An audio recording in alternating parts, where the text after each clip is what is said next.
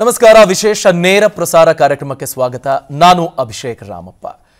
ಶ್ರೀರಾಮ ಲಲ್ಲಾನ ಮೂರ್ತಿಯನ್ನು ಕಣ್ತುಂಬಿಕೊಳ್ಳೋದಕ್ಕೆ 22ನೇ ತಾರೀಕಿನ ಪ್ರಾಣ ಪ್ರತಿಷ್ಠಾಪನೆವರೆಗೆ ಇಡೀ ಭಾರತ ವಿಶ್ವ ಕಾತುರದಿಂದ ಕಾಯಬೇಕಾಗತ್ತೆ ಅಂತ ಎಲ್ಲರೂ ಭಾವಿಸ್ತಾ ಇದ್ರು.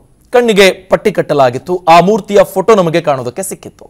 ಆದರೆ ನಿನ್ನೆ ಮಧ್ಯಾಹ್ನದ ನಂತರದಲ್ಲಿ ಶ್ರೀರಾಮ ಲಲ್ಲಾನ ಮೂರ್ತಿ ಸಂಪೂರ್ಣ ಆ ವೈಭವ ಅಥವಾ ಆ ಕಳೆ, ಆ ಮುಗ್ಧತೆ ಎಲ್ಲವೂ ಕಾಣೋದಕ್ಕೆ ಸಿಕ್ಕಿದೆ. ಅನೇಕ ವಿಶೇಷತೆಗಳು ರಾಮಲಲ್ಲಾನ ಮೂರ್ತಿಯ ಆಜುಬಾಜಿನಲ್ಲಿ ಕಾಣುವ ಪ್ರಭಾವಳಿಯಲ್ಲಿ ಕಾಣೋದಕ್ಕೆ ಸಿಗ್ತಾ ಇದೆ. ಅಲ್ಲಿ ಅಡಕವಾಗಿರುವ ಒಂದೊಂದು ಕೆತ್ತನೆಗೂ ಒಂದೊಂದು ವಿಶೇಷ ಅರ್ಥ ಇದೆ, ಅದಕ್ಕೆ ಆದ ಗಾಂಭೀರ್ಯತೆ ಇದೆ. ಈಗ ವೇದಾಗಮ ಶಾಸ್ತ್ರ ಅನ್ನೋದು ಇದನ್ನ ಹೇಗೆ ನೋಡುತ್ತೆ? ನೀವು ಕೆತ್ತನೆ ಮಾಡುವ ಸಂದರ್ಭದಲ್ಲಿ ಶಿಲ್ಪಶಾಸ್ತ್ರದ ಪ್ರಮುಖ ಅಂಶಗಳನ್ನು ಪಾಲಿಸಲೇಬೇಕಾಗತ್ತೆ. ಹಾಗಾದ್ರೆ ಶಿಲ್ಪಶಾಸ್ತ್ರ ಏನು ಹೇಳುತ್ತೆ, ಹೇಗಿದನ್ನ ನೋಡುತ್ತೆ? ಈ ಎಲ್ಲದರ ಕುರಿತಾಗಿ ಡಿಟೇಲ್ ಆಗಿ ತಿಳ್ಕೊಳ್ತಾ ಹೋಗೋಣ. ಪ್ರಮುಖರು, ಈಗ ಶಿಲ್ಪಶಾಸ್ತ್ರದಲ್ಲಿ ಪ್ರವೀಣರು, ವೇದಾಗಮ ಶಾಸ್ತ್ರದಲ್ಲಿ ಪಂಡಿತರು, ಅಂಥವರುಗಳಿಂದ ಈ ಎಲ್ಲ ವಿಚಾರದ ಬಗ್ಗೆ ನಾವು ತಿಳಿಸ್ಕೊಡೋ ಪ್ರಯತ್ನವನ್ನು ಮಾಡ್ತೀವಿ. ಈ 1 ಗಂಟೆ ಯಾವುದೇ ಕಾರಣಕ್ಕೂ ಡಿವಿಯೇಟ್ ಆಗದೆ ಈ ಕಾರ್ಯಕ್ರಮವನ್ನು ನೀವು ಗಮನಿಸ್ತೀರಿ ಅಂತ ನಾನು ಆಶಿಸ್ತೀನಿ. ಈಗ ಮೊದಲಿಗೆ ಹೆಡ್ಲೈನ್ಸ್ ಅನ್ನು ನೋಡೋಣ, ಆ ಬಳಿಕ ಅತಿಥಿಗಳ ವೆಲ್ಕಮ್ ಮಾಡ್ಕೊಳ್ಳೋಣ. ಇದೇ ವಿಷಯವಾಗಿ ತಜ್ಞರು, ಪಂಡಿತರು, ಈ ವಿಷಯದ ಕುರಿತಾದ ಸಾಧಕರು ಮಾತನಾಡ್ತಾ ಹೋಗ್ತಾರೆ. ಮೊದಲಿಗೆ ವೇದಾಗಮ ಶಾಸ್ತ್ರ ಪಂಡಿತರು ಎಸ್ ಗಣೇಶ್ ಘನಪಾಟಿಗಳು ನಮ್ಮ ಜೊತೆಗಿದ್ದಾರೆ, ಕಾರ್ಯಕ್ರಮದಲ್ಲಿ ಜಾಯಿನ್ ಆಗ್ತಿದ್ದಾರೆ. ನಮಸ್ತೆ ಶ್ರೀಗಳೇ, ಕಾರ್ಯಕ್ರಮಕ್ಕೆ ಸ್ವಾಗತ. ನಮಸ್ಕಾರಗಳು. ಶಿಲ್ಪಶಾಸ್ತ್ರ ನಿಪುಣರು ಅಣ್ಣಯ್ಯ ಆಚಾರ್ ಅವರು ನಮ್ಮ ಜೊತೆಗಿದ್ದಾರೆ. ಸರ್, ಕಾರ್ಯಕ್ರಮಕ್ಕೆ ಸ್ವಾಗತ. ಮೊದಲಿಗೆ ಘನಪಾಟಿಗಳಿಂದ ವಿಚಾರವನ್ನ ತಿಳ್ಕೊಳ್ಳೋ ಪ್ರಯತ್ನವನ್ನು ಮಾಡ್ತಾ ಹೋಗೋಣ. ರಾಮಲಲ್ಲಾನನ್ನ ನೋಡೋದಕ್ಕಂತ ಎಲ್ಲರೂ ಕಾಯ್ತಾ ಇದ್ರು. ರಾಮನೇ ನಾನು ಕಾಯೋದಕ್ಕಾಗ್ತಿಲ್ಲ, ನಿಮ್ಮನ್ನು ನೋಡೋದಕ್ಕೆ ಮನೆ ಬಾಗಿಲಿಗೆ ಬಂದಿದ್ದೀನಿ ಅನ್ನೋ ತರದ ಒಂದು ಬೆಳವಣಿಗೆ ನಿನ್ನೆ ಆಗಿದೆ. ಏನ್ ವಿಶೇಷತೆಗಳನ್ನ ಈ ಮೂರ್ತಿಯನ್ನು ನೋಡಿದಾಗ ನೀವು ಗಮನಿಸೋದಕ್ಕೆ ಸಿಗ್ತಾ ಇದೆ ಶ್ರೀಗಳೇ? ರಾಮನನ್ನ ನಾನು ಮಾತಾಡಕ್ಕೆ ಮುಂಚೆ ಧ್ಯಾನ ಮಾಡ್ಕೊಂಡು ಮಾತಾಡ್ತೀನಿ. ಅಗಜಾನನ ಪದ್ಮಾರ್ಕಂ ಗಜಾನನ ಮಹರ್ನಿಶಂ ಅನೇಕದಂತಂ ಭಕ್ತಾನಾಂ ಏಕದಂತಂ ಉಪಾಸ್ಮಹೇ ಅಪಾರ ಕರುಣಾ ಸಿಂಧುಂ ಜ್ಞಾನದಂ ಶಾಂತರೂಪಿಣಂ ಶ್ರೀ ಚಂದ್ರಶೇಖರ ಗುರುಂ ಪ್ರಣಮಾಮಿ ಮುದಾನ್ವಹಂ. ರಾಮೋ ವಿಗ್ರಹವಾನ್ ಧರ್ಮ ಅಂತ ಒಂದು ವಾಕ್ಯ. ಧರ್ಮಕ್ಕೆ ಒಂದು ಪ್ರತಿನಿಧಿ ಅಂತಂದರೆ ಪ್ರಭೆ ರಾಮನೇ. ಅಷ್ಟು ಧರ್ಮವನ್ನು ನ್ಯಾಯವಾದಂಥ ರೀತಿಯಲ್ಲಿ ಎಲ್ಲ ವಿಧದಲ್ಲೂ ಚಿಕ್ಕ ವಯಸ್ಸಿಂದ ಹಿಡಿದು ಆ ದೊಡ್ಡ ವಯಸ್ಸವರೆಗೂ ಕೊನೆಯವರೆಗೂ ಆ ಧರ್ಮವನ್ನು ಕಾಪಾಡಿಕೊಂಡು ಬಂದಂಥ ಮಹಾನ್ ಮೂರ್ತಿ. ನಮ್ಮ ಇಡೀ ಜನಾಂಗಕ್ಕೆ ಅದು ಮಾತ್ರವಲ್ಲದೆ ಪ್ರಾಣಿವರ್ಗಕ್ಕೂ ಕೂಡ ದಯೆಯನ್ನು ತೋರಿ ತಾನಾಗಿ ಜತೆಯಲ್ಲೇ ಇದ್ದು ಎಲ್ಲರಿಗೂ ಒಂದೇ ರೀತಿಯಾದಂಥ ಸಮನಾದಂಥ ಒಂದು ನ್ಯಾಯ ಧರ್ಮವನ್ನು ಕೊಟ್ಟಂಥ ಮೂರ್ತಿ. ಆ ಮೂರ್ತಿ ಪ್ರತಿಷ್ಠೆ ಇವಾಗ ಆಗ್ತಾ ಇರ್ತಕ್ಕಂಥದ್ದು ಆನಂದಮಯವಾಗ್ತಾ ಇದೆ. ಇಡೀ ಪ್ರಪಂಚ ನೋಡ್ತಾ ಇದೆ ಈ ಆನಂದಮಯವನ್ನು. ನಾವು ಮಾತ್ರ ಅಲ್ಲ, ಭಾರತ ಮಾತ್ರ ಅಲ್ಲ, ಇಡೀ ಪ್ರಪಂಚ ನೋಡ್ತಾ ಇದೆ. ಎಲ್ಲ ಜಾಗದಲ್ಲೂ ರಾಮನ ವಿಶೇಷತೆ ಎಲ್ಲ ಕಡೆಯೂ ಇದೆ ಪ್ರಪಂಚದಲ್ಲಿ. ಹಾಗಾಗಿ ಆ ವಿಗ್ರಹವನ್ನು ಪ್ರತಿಷ್ಠೆಗೆ ಎಷ್ಟೋ ಜನಸ್ತೋಮ ಕಾಯ್ತಾ ಕೂತಿದೆ. ಅದಕ್ಕೆ ಪ್ರಾಣಿವರೆಗೂ ಕಮ್ಮಿಯಾಗಿಲ್ಲ, ಎಲ್ಲ ಬಂದ್ಬಿಟ್ಟು ಹೋಗ್ತಾ ಇದ್ದೀವಿ ಅಂತ ಹೇಳ್ತಾ ಇದ್ದಾರೆ ಅವರು. ಹಾಗಾಗಿ ಬಹಳ ವಿಶೇಷವನ್ನು ಹೊಂದಿರತಕ್ಕಂಥ ಒಂದು ವಿಗ್ರಹ. ನಾವು ಇವಾಗ ಸಂತೋಷ ಪಡಬೇಕು. ಇಡೀ ಭಾರತ ಪೂರ್ತಿ ಮಾತ್ರ ಅಲ್ಲ, ಎಲ್ಲ ಸಂತೋಷ ಪಡ, ನಾವು ಅದರಲ್ಲಿ ವಿಶೇಷವಾಗಿ ನಾವೆಲ್ಲ ಸಂತೋಷ ಪಡಬೇಕಾಗಿದೆ. ಇದು ಆ ರಾಮಮೂರ್ತಿಯ ಧರ್ಮಕ್ಕಾಗಿ ಇರ್ತಕ್ಕಂಥ ಒಂದು ವಿಗ್ರಹ ಅಂತಕ್ಕಂಥದ್ದು. ಇನ್ನಷ್ಟು ವಿಷಯಗಳನ್ನು ತಿಳ್ಕೊಳ್ತೀನಿ. ಈಗ ಅಣ್ಣಯ್ಯ ಆಚಾರ್ ಅವರೇ, ಈಗ ಶಿಲ್ಪಶಾಸ್ತ್ರ ಅನ್ನೋದು ಬಹಳ ಮುಖ್ಯ ಆಗುತ್ತೆ. ಯಾವುದೇ ಒಬ್ಬ ಶಿಲ್ಪಿಗೆ ಇಷ್ಟು ದೊಡ್ಡ ಮಟ್ಟದ ಜವಾಬ್ದಾರಿ ಬಂದಾಗ ಅದಕ್ಕೆ ಅಂತ ಇರುವ ಕೆಲ ನಿಯಮಗಳನ್ನು ಪಾಲಿಸಿ ಶಿಲ್ಪಗಳನ್ನು ಕೆತ್ತನೆ ಮಾಡಬೇಕಾಗತ್ತೆ. ರಾಮಲಲ್ಲಾನ ಮೂರ್ತಿಯನ್ನು ನೋಡುವಾಗ ಯಾವೆಲ್ಲ ಅಂಶಗಳು ಅಡಕವಾಗಿವೆ ಅಂತ ನಿಮಗನ್ಸುತ್ತೆ? ಈಗ ಕಮಲದ ಮೇಲೆ ನಿಂತಿರೋ ಹಾಗಿದೆ, ಮತ್ತೆ ಪ್ರಭಾವಳಿಯಲ್ಲಿ ದಶಾವತಾರ ಇದೆ, ಬೇರೆ ಬೇರೆ ಚಿಹ್ನೆಗಳಿರೋದನ್ನು ನಾವು ಕಾಣ್ತಾ ಇದ್ದೀವಿ. ಆ ವಿಶೇಷತೆಗಳ ಬಗ್ಗೆ ನಿಮ್ಮ ಗಮನ ಏನನ್ನ ವಿಶೇಷ ಅಂತ ನಿಮಗೆ ತೋರಿಸ್ತು ಅಂತ ನಿಮಗನ್ಸುತ್ತೆ? ಸ್ಪೆಷಾಲಿಟಿ ಬಗ್ಗೆ ಮಾತಾಡಿ. ಶ್ರೀ ಗುರುಭ್ಯೋ ನಮಃ ವಿಶ್ವಕರ್ಮೋ. ನಮ್ಮ ಈ ಶಿಲ್ಪಶಾಸ್ತ್ರದಲ್ಲಿ ಈ ಶ್ರೀ ರಾಮಲಲ್ಲಾ ಮೂರ್ತಿಯನ್ನು ಪ್ರತಿಮೆ ಮಾಡಿರುವಂಥ ನಮ್ಮ ಸ್ನೇಹಿತರಾದ ಅರುಣ್ ಯೋಗಿರಾಜರವರು ತುಂಬ ಅದ್ಭುತವಾಗಿ ಮೂರ್ತಿಯನ್ನು ನಿರ್ಮಾಣ ಮಾಡಿದ್ದಾರೆ. ಈ ಮೂರ್ತಿಯನ್ನು ಉತ್ತಮ ನವತಾಳದಲ್ಲಿ ಮೂರ್ತಿಯನ್ನು ನಿರ್ಮಾಣ ಮಾಡಿರೋದು ಶಿಲ್ಪಶಾಸ್ತ್ರದಲ್ಲಿ ಒಂದು ವಿಷಯ. ಇಲ್ಲಿ ಆ ಮೂರ್ತಿಯನ್ನು ನಿರ್ಮಾಣ ಮಾಡಿರೋದು ಒಂದು ಮುಗ್ಧ, ಅಂದರೆ ಚಿಕ್ಕ ವಯಸ್ಸಿನಲ್ಲಿ, ಈಗ ಒಂದು 12 ವರ್ಷದ ಯುವಕನಲ್ಲಿ ಒಂದು ಯಾವ ರೀತಿ ಶರೀರ ಇರುತ್ತೋ ಆ ರೀತಿಯಲ್ಲಿ ಮಾಡಿದ್ದಾರೆ. ಮತ್ತು ಆ ಮೂರ್ತಿಯಲ್ಲಿ ಪ್ರತಿಯೊಂದು ಭಾಗ ಯಾವುದನ್ನು ಅವರು ಲೋಪವಿಲ್ಲದಂತೆ ಅವಯವಗಳನ್ನು ಮಾಡಿದ್ದಾರೆ. ಮತ್ತು ಆ ಶಿಲ್ಪ ಸೌಂದರ್ಯಕ್ಕೆ ಹೊಂದಿಕೊಳ್ಳೋ ರೀತಿಯಲ್ಲಿ ಅವರು ಅದನ್ನು ನಿರ್ಮಾಣ ಮಾಡಿರೋದು ಒಂದು ವಿಶೇಷ. ಹಾಗೆಯೇ ಈ ಪ್ರಭಾವಳಿ ಅನ್ನುವಂಥದ್ದನ್ನು ನಾವು ಮೂರ್ತಿಯಲ್ಲಿ ನಿರ್ಮಾಣ ಮಾಡುವಾಗ ಆ ಪ್ರಭಾವಳಿನಲ್ಲಿ ದಶಾವತಾರಗಳನ್ನು ಅವರು ಮಾಡಿರೋ ಮತ್ಸ್ಯ, ಕೂರ್ಮ, ವರಾಹ, ನರಸಿಂಹ, ವಾಮನ, ರಾಮ, ಪರಶುರಾಮ ಈ ರೀತಿ ಅವತಾರಗಳನ್ನು ಮಾಡಿರೋಂಥದ್ದು ಒಂದು ವಿಶೇಷ. ಹಾಗೆ ಆ ಪಾಣಿಪೀಠ, ಅದರ ಪಾಣಿಪೀಠದಲ್ಲಿ ಒಂದು ನವಗ್ರಹಗಳನ್ನು ವಿಶೇಷವಾಗಿ ಅವರು ಮಾಡಿದ್ದಾರೆ. ಈ ರೀತಿ ನಾವು ಆ ಶಿಲ್ಪಶಾಸ್ತ್ರದ ಬಗ್ಗೆ ಅಂದ್ರೆ ಈಗ ನಿಮಗೆ ಸಾಮಾನ್ಯ ತ್ರಿಕಾಲ ಭಂಗಿ, ಸ್ವಲ್ಪ ವಯ್ಯಾರವಾಗಿ ನಿಂತ್ಕೊಳ್ಳೋ ತರದ ಭಂಗಿಗಳನ್ನು ನಮಗೆ ನೋಡೋದಕ್ಕೆ ಸಿಕ್ಕಿರುತ್ತೆ ಬೇರೆ ಬೇರೆ ಶಿಲ್ಪಗಳಲ್ಲಿ. ಇಲ್ಲಿ ತೀರಾ ಸಮಭಂಗಿ ಅನ್ನೋದ್ರ ಬಗ್ಗೆ ಚರ್ಚೆ ಆಗ್ತಾ ಇದೆ. ನೀವು ಶಿಲ್ಪಶಾಸ್ತ್ರದ ಪ್ರವೀಣರಾಗಿ ಹೇಗೆ ಇದನ್ನು ನೋಡ್ತೀರಿ? ಅಂದ್ರೆ ಇದು ಶಿಲ್ಪಿಯ ಆಲೋಚನೆಗೆ ಬಿಟ್ಟಿದ್ದ, ಅಥವಾ ರಾಮ ಹೀಗ್ ಬೇಕು ಅನ್ನೋದರ ವಿಶ್ಲೇಷಣೆ ಆಗಿರೋ ಕಾರಣಕ್ಕಾಗಿ ಹೀಗಿದೆಯಾ? ಅದ್ರ ಬಗ್ಗೆ ಸರ್. ಈಗ ಶಿಲ್ಪಶಾಸ್ತ್ರದಲ್ಲಿ ಸಮಭಂಗಿ ಮಾಡ್ಬೋದು, ಮತ್ತು ಆಯಾ ಭಂಗಿಗಳಲ್ಲೂ ನಾವು ನಿರ್ಮಾಣ ಮಾಡ್ಬೋದು. ಈಗ ದ್ವಿಭಂಗಿ, ತ್ರಿಭಂಗಿ ಈ ರೀತಿಯಲ್ಲಿ ಭಂಗಿಗಳನ್ನು ನಾವು ಶಿಲ್ಪಶಾಸ್ತ್ರದಲ್ಲಿ ಅಳವಡಿಸ್ಕೋತೀವಿ. ಆ ಸಮಭಂಗಿಯಲ್ಲಿ ಅಂದರೆ ತುಂಬ ಚಿಕ್ಕ ವಯಸ್ಸಿನ ಮೂರ್ತಿ ಆಗಿರೋದ್ರಿಂದ ಅವರು ಸಮಪಾದ ಸ್ಥಾನದಲ್ಲೇ ಅವ್ರು ಮಾಡಿದ್ದಾರೆ, ಅದೊಂದು ವಿಶೇಷ. ಮತ್ತು ಶಿಲ್ಪಿಗೆ ಅದು ಬಿಟ್ಟದ್ದು, ವಿವೇಚನೆಗೆ ಬಿಟ್ಟಿರೋದು ಆಗಿರುತ್ತೆ. ನಾವು ಆ ಭಂಗಿಗಳನ್ನಲ್ಲೂ ಕೂಡ ನಾವು ಮೂರ್ತಿಗಳನ್ನ ನಿರ್ಮಾಣ ಮಾಡ್ಬೋದು. ಇದು ಬಾಲ ರಾಮನಾಗಿರೋದ್ರಿಂದ ಆ ಸಮಪಾದ ಸ್ಥಾನದಲ್ಲಿ ಮಾಡಿದ್ದಾರೆ. ಓಕೆ ಓಕೆ ಶ್ರೀಗಳೇ, ಈಗ ನೀವು ನೋಡೋ ಹಾಗೆ ದಶಾವತಾರ ಇದೆ, ಹನುಮಂತನ ಮೂರ್ತಿ ಇದೆ, ಗರುಡ ಅವರ ಮೂರ್ತಿ ಇದೆ. ಸೊ ಇದರ ಪ್ರಾಮುಖ್ಯತೆಯ ಬಗ್ಗೆ, ಐತಿಹ್ಯದ ಬಗ್ಗೆ ಇದರಲ್ಲಿ ಅವರು ಹೇಳಿದ್ರು, ನಾನು ಹೇಳ್ಕೊಳ್ತೀನಿ. ಪ್ರಭಾವಳಿಯಲ್ಲಿ ನನಗೆ ಬಂದಂತ ಮಾಹಿತಿ ಪ್ರಕಾರ ಪ್ರಭಾವಳಿಯಲ್ಲಿ ರಾಮನ ಅವತಾರಗಳು, ರಾಮನ ಕೋದಂಡರಾಮ, ಈ ರಾಮ ಈ ರೀತಿಯೆಲ್ಲ ಇದೆಯಲ್ವಾ, ಈ ಅವತಾರಗಳೆಲ್ಲ ಆ ಪ್ರಭಾವಳಿಯಲ್ಲಿ ಬಂದು ಪ್ರಭಾವಳಿಯ ಪಕ್ಕದಲ್ಲಿ ಈ ಕಡೆ ಬಲಗಡೆ ಎಡಗಡೆ ಭಾಗದಲ್ಲಿ ನಮ್ಮ ದಶಾವತಾರಗಳನ್ನು ಕೆತ್ತನೆ ಆಗಿದೆ ಅಂತಕ್ಕಂಥದ್ದು ಪ್ರತ್ಯಕ್ಷವಾಗಿ ನಮಗೆ ಬಂದಿರತಕ್ಕಂಥ ವಿಚಾರ. ಕೆಳಗಡೆ ಇರತಕ್ಕಂಥದ್ದು ಈ ಭಾಗದಲ್ಲಿ ಹನುಮಂತ, ಆ ಭಾಗದಲ್ಲಿ ಗರುಡ. ಈ ಹನುಮಂತ ರಾಮ ಅಂದಿದ ತಕ್ಷಣ ಇಲ್ಲಿ ಶ್ರೀರಾಮ ರಾಮ ರಾಮೇತಿ ರಮೇ ರಾಮೇ ಮನೋರಮೆ ಸಹಸ್ರನಾಮ ಸತ್ತುಲ್ಯಂ ರಾಮ ನಾಮವರಾನನೆ. ಇಲ್ಲಿ ರಾಮ ಇದ್ದಾನ ಅನ್ನೋಕ್ಕಿಂತ ಮುಂಚೆ ಹನುಮಂತ ಇದ್ದಾನೆ. ಹನುಮಂತ ರಾಮ ಅಂದಿದ ತಕ್ಷಣದಾಗಲ್ಲೇ ಅಲ್ಲೇ ಹನುಮಂತ ಆ ಭಕ್ತ ಆ ಮಹಾನ್ ಇರ್ತಾರಲ್ಲಿ. ಹಾಗೆ ಆ ಹನುಮಂತನ ಒಂದು ಬಹಳ ಮುಖ್ಯವಾಗಿ ಹನುಮಂತನ ಅವರು ಬಹಳ ವಿಶ್ವಾಸವಾಗಿ ಅವ್ರನ್ನ ಆಲಿಂಗಿಸ್ಕೊಂಡು ಅಷ್ಟು ಮುದ್ದಾಗಿ ಅವ್ರು ನೋಡ್ತಾರೆ. ಯಾಕೆಂದ್ರೆ ಅಷ್ಟು ಭಕ್ತಿ, ಆ ಭಕ್ತಿ ಭಾವಕ್ಕೆ ಅಷ್ಟು ಬೆಲೆ ಕೊಡ್ತಾರೆ ಆ ವಿಗ್ರಹ, ರಾಮ ವಿಗ್ರಹ ಅಂತ ಮೂರ್ತಿಯವರು. ಆ ಹನುಮಂತ ಯಾವಾಗಲೂ ಇರೋದ್ರಿಂದ ಅವನು ಬಲಭಾಗದಲ್ಲೂ, ಅಮೃತವನ್ನ ತಂದಂಥ ಗರುಡ, ಇಡೀ ಗರುಡ ಪಕ್ಷಿ ಮೇಲ್ಗಡೆ ನಿಮಗೆ ಒಂದೊಂದು ಇದರಲ್ಲೂ ನೀವು ನೋಡ್ಬೋದು, ಒಂದೊಂದು ಕುಂಭಾಭಿಷೇಕ ಇತ್ಯಾದಿಗಳಲ್ಲಿ ನೋಡಿದ್ರೆ ಗರುಡ ಬಂದು ಒಂದು ಪ್ರದಕ್ಷಿಣೆ ಮಾಡ್ತಾನೆ. ಸರಿಯಾಗಿದ್ದ ಪಕ್ಷದಲ್ಲಿ ಆ ಜಾಗದಲ್ಲಿ ಯಾವ ಕುಂಭಾಭಿಷೇಕ ನಡೀಲಿ, ನೀವೆಲ್ಲಿ ಬೇಕಾದ್ರೆ ನೋಡಿ, ಅಲ್ಲಿ ಗರುಡ ಬರ್ತಾನೆ. ಗರುಡ ಬಂದು ಒಂದು ಪ್ರದಕ್ಷಿಣೆ ಮಾಡ್ತಾನೆ. ಒಂದು ಮೊದಲು ಪ್ರದಕ್ಷಿಣೆ ಮಾಡೋದು ಅವನೇ, ಗರುಡ ಮಹಾರಾಜನೇ ಪಕ್ಷಿರಾಜ ಅವನು ಬಂದು ಪರೀಕ್ಷೆ ಮಾಡ್ತಾನೆ. ಅವನೇ ಅಮೃತವನ್ನು ತಂದಂತ ಅಂತ. ಆ ಅಮೃತವನ್ನ ಕೊಡಕ್ಕೆ ನಮಗೆ ಬಂದಿರತಕ್ಕಂಥ ವ್ಯಕ್ತಿಗೆ ಒಂದು ವಿಗ್ರಹಕ್ಕೆ ಅವನ ಒಂದು ವಿಗ್ರಹ ಅಲ್ಲಿ ಇದೆ ಅಂತ ನನ್ನ ಭಾವನೆ. ಜೊತೆಗೆ ಅಣ್ಣಯ್ಯಾಚಾರ್ ಅವರೇ, ಈ ಥರದ ಶಿಲ್ಪಗಳನ್ನು ಕೆತ್ತನೆ ಮಾಡಬೇಕಾದ್ರೆ ಯಾವ ಥರದ ನಿಯಮಗಳನ್ನ ಓರ್ವ ಶಿಲ್ಪಿ ಪಾಲಿಸಬೇಕಾಗತ್ತೆ ಅಂತ? ಯಾಕಂದ್ರೆ ಒಂದು ತಪಸ್ಸಿನ ರೀತಿಯಲ್ಲಿ ಇದೆಲ್ಲವೂ ಆಗಿದೆ.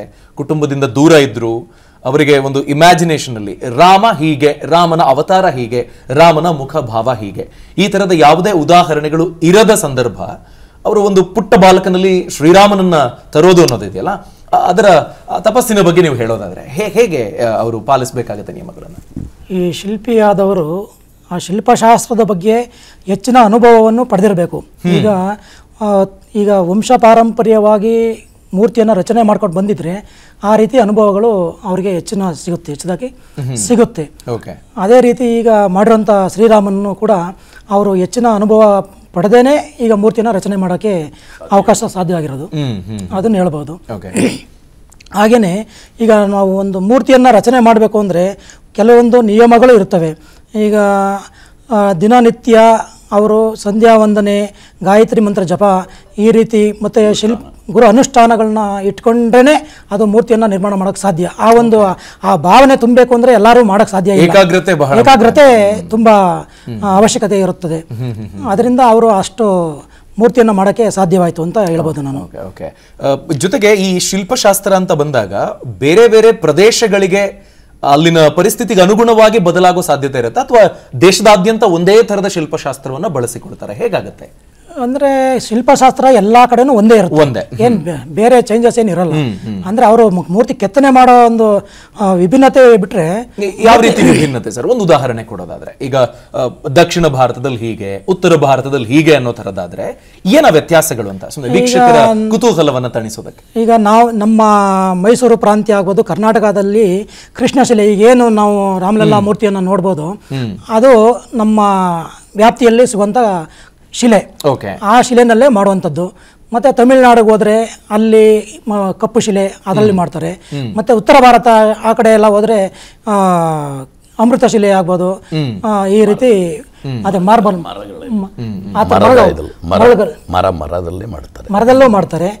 ಅಲ್ಲಿಂದ ಈಗ ರೆಡ್ ಸ್ಟೋನ್ ಅಂತ ಆ ಕಡೆ ಎಲ್ಲ ಈಗ ಏನು ಮಾಡಿದ್ದಾರೆ ಆ ಸ್ಟೋನಲ್ಲಿ ಹೆಚ್ಚಿನ ಮೂರ್ತಿಗಳನ್ನ ಮಾಡ್ತಾರೆ. ಬಟ್ ಇದು ನಮ್ಮ ಈ ಶೈಲಿನಲ್ಲಿ ಮಾಡುವಂಥ ಈ ಕಪ್ಪು ಕಲೆ ಶಿಲೆ ಇದೆಯಲ್ಲ, ಕೃಷ್ಣಶಿಲೆ, ಇದು ತುಂಬ ಶ್ರೇಷ್ಠವಾದಂಥ ಶಿಲೆ ಅಂತ ಹೇಳ್ಬೋದು. ಯಾಕೆಂದರೆ ಈ ಮೂರ್ತಿ ಈಗ ಒಂದು ಕಲ್ಲನ್ನು ನಾವು ತಗೊಂಡಾಗ ತುಂಬ ಮೃದು ಇರುತ್ತೆ, ಅನಂತರ ಆ ವಾತಾವರಣಕ್ಕೇನೆ ಗಟ್ಟಿ ಆಗ್ತಾ ಹೋಗುತ್ತೆ. ಈಗ ಕೆತ್ತನೆ ಮಾಡಬೇಕಾದ್ರೆ ಪ್ರತಿಯೊಂದು ಅವಯವಗಳನ್ನು ಬಿಡಿಸೋಕ್ಕೆ ಅನುಕೂಲ ಇರುತ್ತೆ. ಎಲ್ಲೂ ಒಂದು ನೂಲನ್ನು ಕೂಡ ನಾವು ಮಿಸ್ ಮಾಡೋಕ್ಕೆ ಆಗಲ್ಲ, ವ್ಯತ್ಯಾಸ ಮಾಡೋಕ್ಕಾಗಲ್ಲ. ಆ ರೀತಿ ಕೆಲಸ ಮಾಡಿದ ಮೇಲೆ ತುಂಬ ಅದ್ಭುತವಾಗಿ ಆ ಒಂದು ಸ್ಥಾನವನ್ನು ತುಂಬಿಕೊಳ್ಳೋಕೆ ಆಗುತ್ತೆ. ಶ್ರೀಗಳೀಗ ಶಾಸ್ತ್ರ ಕಣ್ಣಿನ ಪಟ್ಟಿ ಕಟ್ಟಿದೆ ಅಲ್ವಾ, ಅದರ ಅರ್ಥ ಏನು ಅಂತ, ಯಾಕಾಗಿ ಹಾಗೆ? ಈಗ ಕೆತ್ತನೆ ಮಾಡೋ ಸಂದರ್ಭದಲ್ಲಿ ನೋಡಿರ್ತಾರೆ, ಅದನ್ನ ಸಾಗಿಸೋ ಸಂದರ್ಭದಲ್ಲಿ ನೋಡಿರ್ತಾರೆ, ಬೇರೆ ಬೇರೆ ಪೂಜೆ ಅಥವಾ ಸರಿಯಾಗಿ ಬಂದಿದ್ಯಾ ಅದನ್ನ ಪರಿಶೀಲನೆ ಮಾಡೋ ಸಂದರ್ಭದಲ್ಲಿ ನೋಡಿರ್ತಾರೆ. ಆದ್ರೆ ಈಗ ಗರ್ಭಗುಡಿಗೆ ಒನ್ಸ್ ಎಂಟ್ರಿ ಕೊಟ್ಟ ಮೇಲೆ ಪಟ್ಟಿ ಕಟ್ಟಲಾಗಿದೆ, ಇದರ ಪ್ರಾಮುಖ್ಯತೆ ಏನು ಅಂತ ಇವಾಗ ತಾವು ವಿಚಾರ ಮಾಡಿದ್ರಿ. ಬಹಳ ಸಂತೋಷವಾದಂಥ ವಿಚಾರ. ವಿಗ್ರಹದಲ್ಲಿ ನಮ್ಮ ಆಚಾರ್ಯರು ಹೇಳಿದ್ರು, ಇವಾಗ ಪೂರಿ ಎಲ್ಲ ತಗೊಂಡ್ರೆ, ಪೂರಿ ಜಗನ್ನಾಥ್ ಎಲ್ಲ ತಗೊಂಡ್ರೆ ಆ ವಿಗ್ರಹಗಳೆಲ್ಲ ಮರದಲ್ಲಿ ದೇವತೆ ರಥ ಎಳೆಯುವಾಗ ನೋಡಿದ್ರೆ ಆ ಥರ ಇರುತ್ತೆ. ಅದು ಆಗಮಶಾಸ್ತ್ರಗಳಲ್ಲಿ ನೀವು ವಿಗ್ರಹವನ್ನು ಕಲ್ಲಿನಲ್ಲಿ ಮಾಡ್ಬೋದು, ಇಲ್ಲ ಪಂಚಲೋಕದಲ್ಲಿ ಅದನ್ನು. ಇವಾಗ ಇದೆಲ್ಲ ನಮಗೆ ಹೊರಗಡೆ ಬರ್ತಕ್ಕಂಥ ದೇವತೆ ಇದೆಲ್ಲ ಪರೀಕ್ಷೆ ಮಾಡಿ ಮಾಡುವಾಗ ನಮಗೆ ವಿಗ್ರಹ ಹಾಗೇನೆ ಇರುತ್ತೆ, ಒಳಗಡೆ ಕಲ್ಲಿನ ವಿಗ್ರಹ ಇರುತ್ತೆ, ಈ ಕಡೆ ಪಂಚಲೋಕ ವಿಗ್ರಹ ಇರುತ್ತೆ. ಆ ಥರ ಇಟ್ಕೊಳ್ತಾರೆ ಎಲ್ಲರೂ, ಯಾಕೆಂದರೆ ಎಲ್ಲರೂ ನೋಡಲಿಕ್ಕೆ ಅಂತ. ಆ ರೀತಿ ಒಳಗೂ ಇರುತ್ತೆ ಕೆಲವು ಜಾಗದಲ್ಲಿ, ಒಳಗಿರುತ್ತೆ. ಅದೇ ರೀತಿಯಲ್ಲಿ ಮರದಲ್ಲಿ ಮಾಡಿರ್ತಾರೆ ಕೆಲವಲ್ಲಿ, ಆ ಥರ ಇರುತ್ತೆ. ಇನ್ನೂ ವಿಶೇಷವಾಗಿ ಹೇಳಬೇಕು ಅಂತಂದರೆ, ಈ ವಿಗ್ರಹ ಮಾಡ್ತಕ್ಕಂಥ ಆಚಾರ್ಯರಿದ್ದಾರಲ್ಲ, ಆಗಮಶಾಸ್ತ್ರ ಗೊತ್ತಿರಬೇಕು, ವೇದದ ಬಗ್ಗೆ ಗೊತ್ತಿರಬೇಕು, ಆಗಮ ಶಿಲ್ಪದಲ್ಲಿ ಬಹಳ ಮುಖ್ಯತೆಯನ್ನು ಹೊಂದಿರಬೇಕು. ಕಾರಣ ಏನು ಅಂದರೆ, ಒಂದೊಂದು ವಿಗ್ರಹಕ್ಕೆ ಇಷ್ಟೇ ಅಳತೆಯಲ್ಲಿ ಆ ಒಂದು ಪಾದದಿಂದ ಶಿರಸ್ವರೆಗೂ ಇರತಕ್ಕಂಥ ಅಂಗಗಳು ಈ ರೀತಿಯೇ ಇರಬೇಕು ಅಂತ ನಿಯಮ ಇದೆ. ಗೊತ್ತಾಯ್ತಾ? ಹಾಗೆ ರಾಮನ ವಿಶೇಷತೆ ಏನು ಅಂತಂದರೆ, ಅವನು ರಾಮನ ವಿಗ್ರಹ, ಭಗವಂತನ ವಿಗ್ರಹ ಅವ್ರ ಕೈ ಹಿಂಗೆ ಬಿಟ್ಟರೆ ಈ ಮೊಳಕಾಲು ಇಲ್ಲಿವರೆಗೂ ಅವರ ಆಜಾನುಬಾಹುಂ ಅರವಿಂದದಾಕ್ಷಂ ಅಂತ, ಆಜಾನುಬಾಹು ಅಂತ ಅವರೊಬ್ಬರೇ. ಆ ಥರ ಲಕ್ಷಣವಾದಂಥ ವ್ಯಕ್ತಿ ಇಲ್ಲಿವರೆಗೂ ಅವರ ಕೈಯಿನ ಒಂದು ಇದು ಬರ್ತಾ ಇತ್ತು. ಆ ರೀತಿ ಒಂದು ಲಕ್ಷಣ ಹೊಂದಿರತಕ್ಕಂಥ ಪೂರ್ಣ ಪುರುಷ ಅಂತ ಹೆಸರು ಅದಕ್ಕೆ. ಯಾವಾಗ ಸಾಧಾರಣ ನಾವೆಲ್ಲ ಇದ್ದೇವೆ, ನಮ್ಮಲ್ಲಿ ಸ್ವಲ್ಪ ವ್ಯತ್ಯಾಸಗಳಿರುತ್ತೆ. ಒಂದು ಕಣ್ಣಲ್ಲೂ ಸ್ವಲ್ಪ ವ್ಯತ್ಯಾಸ ಇರುತ್ತೆ, ಇಲ್ಲ ಮೂಗಲ್ಲಿ, ಹೀಗೆ ಒಂದೊಂದರಲ್ಲೂ ಅಂಗಗಳೇ ಇರುತ್ತೆ. ಆದರೆ ರಾಮನಲ್ಲಿ ಆ ಥರ ಅಲ್ಲ. Okay. ಒಂದೇ ಒಂದು ಇದರಲ್ಲಿ ಆ ರೀತಿ ಬಂದಂಥ ಒಂದು ವಿಗ್ರಹಗಳಲ್ಲಿ, ವಿಗ್ರಹ ಆರಾಧನೆಗಳಲ್ಲಿ ಎಲ್ಲ ಪೂರ್ತಿ ಎಲ್ಲ ಕಡೆ ಓಕೆ ಅದರಲ್ಲಿ ಆಗಮದಲ್ಲಿ ಆಗಮ ಮಾಡ್ತಕ್ಕಂಥವ್ರು, ಆಗಮ ಗೊತ್ತಿರತಕ್ಕಂಥವ್ರು, ಶಿಲ್ಪ ಗೊತ್ತಿರ್ತಕ್ಕಂಥವ್ರು, ಆಗಮಶಾಸ್ತ್ರದಲ್ಲಿ ಇರ್ತಕ್ಕಂಥ ವಿಚಾರನ ತಗೋಬೇಕು. ವೇದಗಳಲ್ಲಿ ಹೇಳಿರ್ತಕ್ಕಂಥದ್ದನ್ನು ತನಗೆ ಮನಸ್ಸಿನಲ್ಲಿ ಬರಬೇಕು. ಓಕೆ ಅನುಷ್ಠಾನ ಇದ್ರೆ ಮಾತ್ರ ಸಾಧ್ಯ ಅದು. ಸರಿ. ಇಲ್ಲ ಅಂದ್ರೆ ಸಾಧ್ಯ ಆಗಕ್ಕೆ ಸಾಧ್ಯ ಇಲ್ಲ. ಮತ್ತೆ ಇನ್ನೊಂದೇನು ಅಂದರೆ ಇವಾಗ ಈ ಶಿಲೆಯನ್ನು ಹುಡುಕ್ತಾರೆ ಅವರು, ಈ ಆಗಮಿಕರು ಇವರು ಶಿಲ್ಪಿಗಳು ಹುಡುಕ್ತಾರೆ ಯಾವ ಬೆಟ್ಟದಲ್ಲಿ ಯಾವ ಶಿಲೆ ಹೆಂಗಿದೆ ಅದು ತಟ್ತಾರೆ, ಅವಾಗಲೇ ಗೊತ್ತಾಗ್ಬಿಡುತ್ತೆ. ಅದ್ರ ಒಳಗೆ ಕಪ್ಪೆ ಇರುತ್ತೆ, ಬಿಳಿ ಕಪ್ಪೆ. ಆ ಕಲ್ಲು ತಗೊಳ್ಳೋದಿಲ್ಲ. ಬಿಳಿ ಕಪ್ಪೆ ಇರ್ತಕ್ಕಂಥದ್ದು ಒಳಗೆ ವಾಸ ಮಾಡುತ್ತೆ ನೋಡಿ. ಅದಕ್ಕೆ ಗಾಳಿ ಇಲ್ಲ, ನೀರಿಲ್ಲ, ಎಂಥದ್ದಿಲ್ಲ. ಆದರೆ ಭಗವಂತನ ಕೃಪೆ ಒಳಗೆ ಕಪ್ಪೆ ಇರುತ್ತೆ, ಉಸಿರಾಟವಾಗಿರುತ್ತೆ ಕಪ್ಪೆ ಹೊಡೆದು. ಆ ವಿಗ್ರಹನ ಆ ಶಿಲೆಯನ್ನು ಮುಟ್ಟೋದಿಲ್ಲ ಅವರು. ಅಂದ್ರೆ ಶಿಲೆನಲ್ಲಿ ಈಗ ಪುರುಷ ಶಿಲೆ, ಸ್ತ್ರೀ ಶಿಲೆ, ನಪುಂಸಕ ಶಿಲೆ ಅಂತ ಎಲ್ಲ ಇದೆ, 3 ವಿಧವಾಗಿ ಸಿಗುವಂತದ್ದು. ಉತ್ತಮ ಶಿಲೆ ಅಂತಂದ್ರೆ ಪುರುಷ ಶಿಲೆಯನ್ನೇ ನಾವು ಆಯ್ಕೆ ಮಾಡ್ತೀವಿ. ಅದರಲ್ಲಿ ಇದೆಲ್ಲ ಇರೋಲ್ಲ. ಆ ರೀತಿ ಇದನ್ನ ತಟ್ಟದಾಗ ಅವ್ರಿಗೆ ಗೊತ್ತಾಗುತ್ತೆ. ನಾನು ಅದ್ರ ಬಗ್ಗೆ ಇನ್ನಷ್ಟು ಡೀಟೇಲ್ಸ್ ಪಡ್ಕೊಳ್ತೀನಿ. ಈಗ ಪ್ರಶಾಂತ್ ಮಾಲೂರು ನಮ್ಮ ಕಾರ್ಯಕ್ರಮ ವಿಭಾಗದ ಮುಖ್ಯಸ್ಥರು ಸಹ ನಮ್ಮ ಜೊತೆ ಈ ಕಾರ್ಯಕ್ರಮದಲ್ಲಿ ಭಾಗಿಯಾಗ್ತಿದ್ದಾರೆ. ಸರ್ ನಮಸ್ತೆ, ಕಾರ್ಯಕ್ರಮಕ್ಕೆ ಸ್ವಾಗತ. ಅನೇಕ ವಿಶೇಷತೆಗಳ ಬಗ್ಗೆ ಚರ್ಚೆ ಆಗ್ತಾ ಇದೆ. ನೀವು ರಾಮಲಲ್ಲಾನ ಮೂರ್ತಿಯನ್ನು ನೋಡಿದ ತಕ್ಷಣ ನೀವು ಸಹ ಶಾಸ್ತ್ರಗಳ ಬಗ್ಗೆ ತಿಳ್ಕೊಂಡಿರೋ ಕಾರಣಕ್ಕಾಗಿ ಏನೇನನ್ನ ಗಮನಿಸಿದ್ರಿ, ಅದರ ಪ್ರಾಮುಖ್ಯತೆಗಳ ಬಗ್ಗೆ, ಅಥವಾ ಇದು ಬಹಳ ಸ್ಪೆಷಲ್ ವೀಕ್ಷಕರಿಗೆ ಇದನ್ನ ನನ್ನ ಗಮನಕ್ಕೆ ತರಬೇಕು ಅನ್ನೋದಾದ್ರೆ ಯಾವ ಅಂಶಗಳನ್ನ ಹೇಳೋದಕ್ಕೆ ಬಯಸ್ತೀರಿ ಸರ್? ಮೊದಲನೇದಾಗಿ ಈ ಒಬ್ಬರು ಆಗಮಶಾಸ್ತ್ರ ಪಂಡಿತರು ಮತ್ತು ಇನ್ನೊಬ್ಬರು ಶಿಲ್ಪಶಾಸ್ತ್ರ ನಿಪುಣರು. ನಾವು ಎಲ್ಲ ವಿಚಾರಗಳನ್ನು ನೋಡಬೇಕಾದ್ರೆ ರಾಮನ ಪ್ರತಿಯೊಂದು ಬದುಕಿನ ಪ್ರಮುಖವಾದ ಘಟ್ಟಗಳು ಸಹ ಕರ್ನಾಟಕದೊಂದಿಗೆ ನಂಟು ಬೆರೆಸ್ತುಕೊಂಡಿದೆ. ರಾಮ ಇವತ್ತು ವಿಶ್ವ ಆರಾಧ್ಯದ ದೈವ ಅಂತ ಹೇಳ್ಬೋದು. ಯಾಕಂದರೆ ಈ ಜಗತ್ತಿಗೆ ಸಂಸ್ಕೃತಿ ಕೊಟ್ಟಿರೋದು ಯಾವುದಾದ್ರೂ ದೇಶ ಇದ್ದರೆ ಅದು ಭಾರತ ಮಾತ್ರ. ಅದಕ್ಕೋಸ್ಕರ ಪ್ರಾಚೀನರು ಭಾರತವನ್ನು ವಿಶ್ವಗುರು ಅಂತ ಕರೀತಾ ಇದ್ರು. ಇವತ್ತಿಗೂ ಸಹ ಯಾವುದಾದ್ರೂ ಒಂದು ನೆಲದಲ್ಲಿ ಹುಟ್ಟಿದ ಶಾಸ್ತ್ರ ನಿರಂತರವಾಗಿ ಉಳಿದಿದೆ ಸಂಸ್ಕೃತಿ ಅಂದರೆ ಅದು ಭಾರತ ನೆಲದಲ್ಲಿ ಹುಟ್ಟಿರುವಂಥ ಸಂಸ್ಕೃತಿ ಮಾತ್ರ. ನಾವಿವತ್ತೆಲ್ಲ ಹೆಮ್ಮೆ ಪಡುವಂಥ ಒಂದು ಅದ್ಭುತವಾದ, ಅವಿಸ್ಮರಣೀಯವಾದ, ಬಂಗಾರದ ಅಂದರೆ ಸುವರ್ಣಾಕ್ಷರಗಳಲ್ಲಿ ಬರೆದಿಡಬೇಕಾದಂಥ ಒಂದು ಅದ್ಭುತವಾದಂಥ ಕ್ಷಣ ಬಂದಿದೆ. ಅದು ರಾಮನ ಪ್ರತಿಷ್ಠಾಪನಾ ಮುಹೂರ್ತ. ನೋಡಿ, ಭಾರತದಲ್ಲಿ ಪ್ರತಿಯೊಂದಕ್ಕೂ ಅದರದೇ ಆದಂಥ ಶಾಸ್ತ್ರ ಇದೆ, ಅದರದೇ ಆದಂಥ ಮಹತ್ವ ಇದೆ. ಮನುಷ್ಯನ ಹುಟ್ಟು ಶುರುವಾಗೋದು ಬಾಲ್ಯದಿಂದ. ಬಾಲ್ಯಕ್ಕಿಂತ ಮುಂಚೆ ಯಾವುದು? ಗರ್ಭಸ್ಥ. ಅರ್ಥ ಆಯ್ತಾ? ಈಗ ನೋಡಿ, ಒಬ್ಬ ಮನುಷ್ಯ ಈ ಜಗತ್ತಿನಲ್ಲಿ ಪ್ರಾಣಿಗಳಲ್ಲಿ, ಮನುಷ್ಯನೂ ಸಹ ಒಬ್ಬ ಪ್ರಾಣಿನೇ. ಜಗತ್ತಿನಲ್ಲಿ ಅತ್ಯಂತ ಶ್ರೇಷ್ಠವಾದ ಪ್ರಾಣಿ ಯಾವುದಾದ್ರೂ ಇದೆ ಅಂದರೆ ಅದು ಮನುಷ್ಯ. ಅರ್ಥ ಆಯ್ತಾ? ಶಾಸ್ತ್ರಗಳು ತುಂಬ ಸುಂದರವಾಗಿ, ತುಂಬ ಸೊಗಸಾಗಿ ಹೇಳಿದೆ, ಮನುಷ್ಯ ಮೋಕ್ಷಕ್ಕೆ ಮಾರ್ಗ ಅಂತ. ಮನುಷ್ಯನ ಜನ್ಮ ಮೋಕ್ಷಕ್ಕೆ ಮಾರ್ಗ. ಹಾಗಾದರೆ ಮೋಕ್ಷಕ್ಕೆ ಹೋಗೋದಕ್ಕೆ ಮೂಲ ಯಾವುದು ಅಂದರೆ ದೈವ ಚಿಂತನೆ ಅಂತ. ಹಾಗಾದರೆ ಆ ದೈವದ ಪ್ರೇರಣೆ ನಮ್ಗೆ ಎಲ್ಲಿಂದ ಆಗುತ್ತೆ ಅಂದರೆ ಮೂರ್ತಿಗಳಿಂದ, ವಿಗ್ರಹಗಳಿಂದ ಅಂತ ಅಲ್ವಾ? ಹಾಗಾಗಿ ಈಗ ನಮ್ಮ ದೇಶಕ್ಕೆ ಒಂದು ಮಹಾಪುರುಷ, ಅವತಾರ ಪುರುಷ, ಮರ್ಯಾದಾ ಪುರುಷೋತ್ತಮ ಅಂತ ಯಾರಾದರೂ ಇದ್ರೆ ಅದು ಶ್ರೀರಾಮ ಅಲ್ವಾ? ಹಲವಾರು ದೇವರುಗಳಿದ್ದಾರೆ, ಮುಕ್ಕೋಟಿ ದೇವರುಗಳು ಭಾರತೀಯ ನೆಲದಲ್ಲಿ ಜನರ ಆರಾಧ್ಯ ದೈವಗಳಾಗಿದ್ದಾರೆ. ಒಂದೊಂದು ಪಂಗಡ, ಒಂದೊಂದು ಧರ್ಮದವರು ಒಂದೊಂದು ವಿಗ್ರಹನ ಪೂಜೆ ಮಾಡ್ತಾರೆ. ಆದರೂ ಸಹ ನಮಗೆ ಪೂಜೆಗೆ ಒಂದು ಏನೋ ಬೇಕಲ್ವಾ? ದೇವ್ರನ್ನ ಹೇಳ್ತಾರೆ ನಿರಾಕಾರ, ಸ್ವರೂಪನೇ ಇಲ್ಲ, ಹಾಗೆ ಹೇಳ್ತಾರೆ ಎಲ್ಲ ಸ್ವರೂಪದಲ್ಲೂ ಇದ್ದಾನೆ ಅಂತ. ಹಾಗಾದರೆ ದೇವರು ಯಾವ ಸ್ವರೂಪದಲ್ಲಿ ಇರ್ತಾನೆ ಅಂದರೆ ಭಾವನಾ ಸ್ವರೂಪ. ದೇವರು ಭಾವನಾ ಸ್ವರೂಪ. ಆ ಭಾವನೆಗೊಂದು ರೂಪ ಬೇಕಲ್ಲ ನಮಗೆ, ಆ ರೂಪನೇ ದೇವತಾ ವಿಗ್ರಹಗಳು. ಹಾಗಾದ್ರೆ ಇಲ್ಲಿ ಪ್ರತಿಯೊಂದು ದೇವತಾ ವಿಗ್ರಹಗಳಿಗೂ ಸಹ ಅದರದೇ ಆದಂಥ ಪ್ರಮಾಣ ಇದೆ. ನೀವು ನೋಡಿರಬಹುದು, ಈಗ ಒಬ್ಬ ವ್ಯಕ್ತಿನ ನೋಡಿದಾಗ ಅವನಲ್ಲಿ ಏನೋ ಒಂದು ಡಿಫೆಕ್ಟ್ ಇದೆ ಅಂತ ಗೊತ್ತಾಗೋಷ್ಟರಲ್ಲಿ ಕಾಲು ಸ್ವಲ್ಪ ದಪ್ಪನೋ, ಹೊಟ್ಟೆ ಸ್ವಲ್ಪ ದಪ್ಪನೋ, ಮುಖ ಸ್ವಲ್ಪ ದಪ್ಪನೋ, ಅಂದರೆ ಅವನು 2 ಅಡಿ ಇರಲಿ, 3 ಅಡಿ ಇರಲಿ, 6 ಅಡಿ ಇರಲಿ, ಅರ್ಥ ಆಯ್ತಾ? ಅವನ ದೇಹದಲ್ಲಿ ಆ ಎತ್ತರ ಏನಿದೆಯಲ್ವಾ, ಆ ನಿಲುವೇನಿದೆಯಲ್ವಾ, ಆ ನಿಲುವಿಗೆ ಸಂಬಂಧಪಟ್ಟಂತೆ, ಆ ನಿಲುವಿಗೆ ಮ್ಯಾಚ್ ಆಗುವಂಥದ್ದೇ ಅವನ ದೇಹದ ಪಾದ ಆಗಿರ್ಬೋದು, ಮೊಣಕಾಲಾಗಿರ್ಬೋದು, ಮುಖ ಆಗಿರ್ಬೋದು, ಮ್ಯಾಚ್ ಆಗಬೇಕು. ಇಲ್ದಿದ್ರೆ ಒಬ್ಬ ವ್ಯಕ್ತಿನ ನಾವು ನೋಡೋಷ್ಟರಲ್ಲಿ ಅವನೇನಪ್ಪ ಹೊಟ್ಟೆ ಇಷ್ಟು ದಪ್ಪ ಇದೆ ಅಂತ ಅನ್ಸ್ಬಿಡುತ್ತೆ ನಮಗೆ. ಅಬ್ಸರ್ವ್ ಮಾಡ್ತಾ ಇದ್ರೆ ನನ್ನ ಮಾತುಗಳು. ಹಾಗಾಗಿ ನೀವು ರಾಮನ ವಿಗ್ರಹ ನೋಡಿ, ಎಲ್ಲೂ ಸಹ ಏರುಪೇರಿಲ್ಲ. ಎಲ್ಲೂ ಸಹ ಏರುಪೇರಿಲ್ಲ. ಆಮೇಲೆ ಅತ್ಯಂತ ಪ್ರಮುಖವಾದ ವಿಚಾರ ಏನಂದ್ರೆ, ರಾಮನ ಮೂರ್ತಿಯನ್ನ ರಾಮ ಲಲ್ಲಾ ಅಂತ ಕರೀತಾ ಇದ್ದಾರೆ. ಲಲ್ಲಾ ಅನ್ನೋದು ಹಿಂದಿ. ಈಗೇನು ಉತ್ತರ ಭಾರತದಲ್ಲಿ ಲಲ್ಲಾ ಅಂದ್ರೆ ಮುದ್ದಾಗಿ ಮಗುವನ್ನ ಕರೆಯೋ ಹೆಸರು ಲಲ್ಲಾ ಅಂತ ಅಲ್ವಾ? ಹಾಗಾದ್ರೆ ಅವ್ನ್ ಯಾಕೆ 51 ಇಂಚೆ ಯಾಕೆ? ಯಾಕೆ 5 ಮೂರ್ತಿನೇ ಮಾಡ್ತಾ ಇದ್ದಾರೆ? ಯಾಕೆ 10 ಅಡಿ ಮೂರ್ತಿ ಮಾಡಬಾರ್ದು? ಯಾಕೆ 6 ಅಡಿ ಮೂರ್ತಿ ಮಾಡಬಾರ್ದು? ಯಾಕೆ ಬಾಲಲಲ್ಲನ ಮೂರ್ತಿನೇ ಯಾಕೆ ಮಾಡಬೇಕು?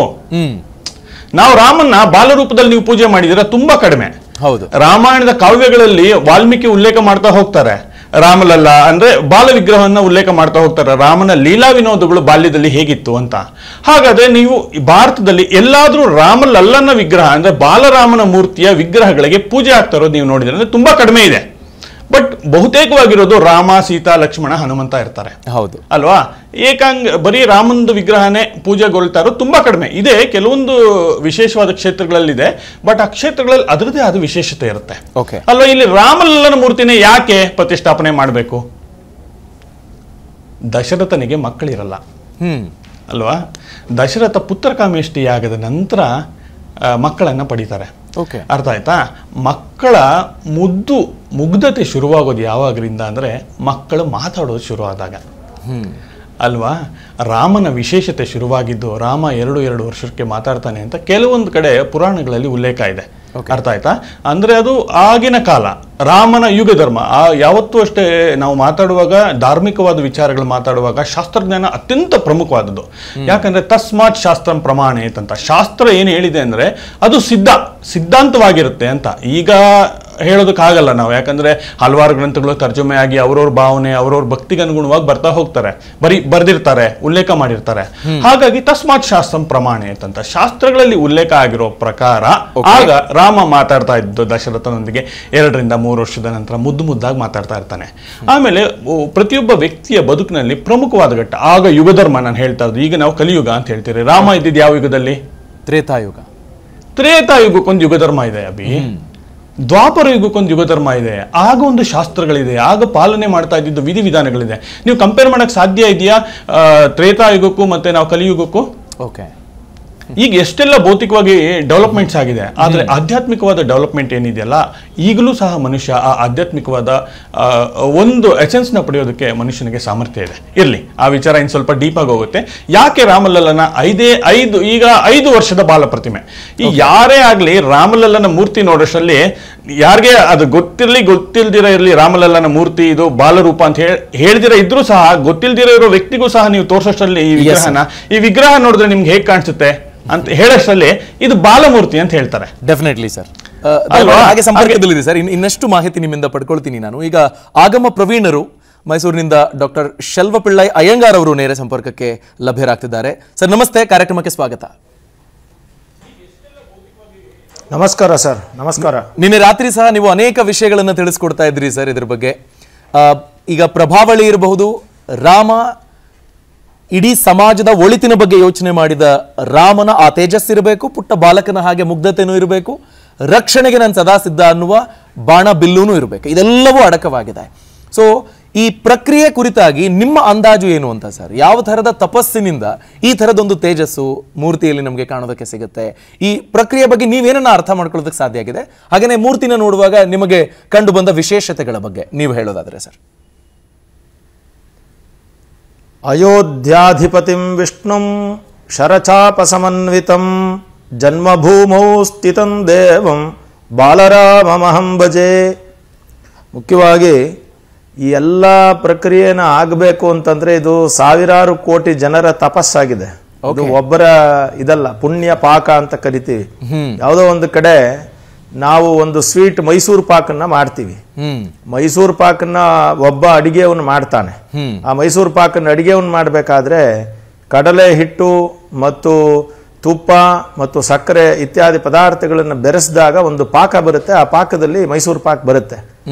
ಆಗ ನಾವು ಅತ್ಯಂತ ಸುಂದರವಾಗಿ ಅದ್ಭುತವಾಗಿ ಮೈಸೂರು ಪಾಕ್ ಮಾಡಿದೀಯಪ್ಪ ಅಂತ ಅವನನ್ನು ನಾವು ಹೇಳ್ತೀವಿ. ಆದರೆ ನಿಜಾರ್ಥದಲ್ಲಿ ಹೇಳೋದಾದ್ರೆ ಆ ಕಡಲೆ ಹಿಟ್ಟು ಬರಬೇಕಾದ್ರೆ ಅನೇಕ ರೈತರ ಶ್ರಮ ಇರುತ್ತೆ. ಹಾಗೆಯೇ ಸಕ್ಕರೆ ಬರಬೇಕಾದ್ರೆ ರೈತರ ಶ್ರಮ ಇರುತ್ತೆ, ಅನೇಕ ಕಾರ್ಮಿಕರ ಶ್ರಮ ಇರುತ್ತೆ. ಅದೆಲ್ಲ ಆಗಿ ನಮ್ಮ ಹತ್ರ ಬಂದಿರುತ್ತೆ. ಹಾಗೆಯೇ ಈ ಭರತಖಂಡದ 140 ಕೋಟಿ ಜನರ ಹೃದಯದ ಆಳದಲ್ಲಿರುವಂತಹ ಆ ಒಂದು ಭಕ್ತಿಯೇ ಈಗ ಇದು ಪಾಕವಾಗಿ ಇಲ್ಲಿ ವಿಗ್ರಹವಾಗಿದೆ. ಇಲ್ಲದೆ ಹೋಗಿದ್ರೆ ಇದು ಸಾಧ್ಯವಾಗ್ತಾ ಇರಲಿಲ್ಲ. ಇದೇ ನಿಜ. ನಿಮ್ಮಲ್ಲಿ ನನ್ನಲ್ಲಿ ಇರುವಂತಹ ಹೃದಯಾಂತರ ಆಳದಲ್ಲಿರುವ ರಾಮನ ಒಂದು ಭಕ್ತಿ ಈಗ ಇದು ಫಲಿಸಿ ಇದು ಈ ರೀತಿಯಾದ ಒಂದು ಪುಷ್ಪವಾಗಿ ಆಚೆಗೆ ಬಂದಿದೆ.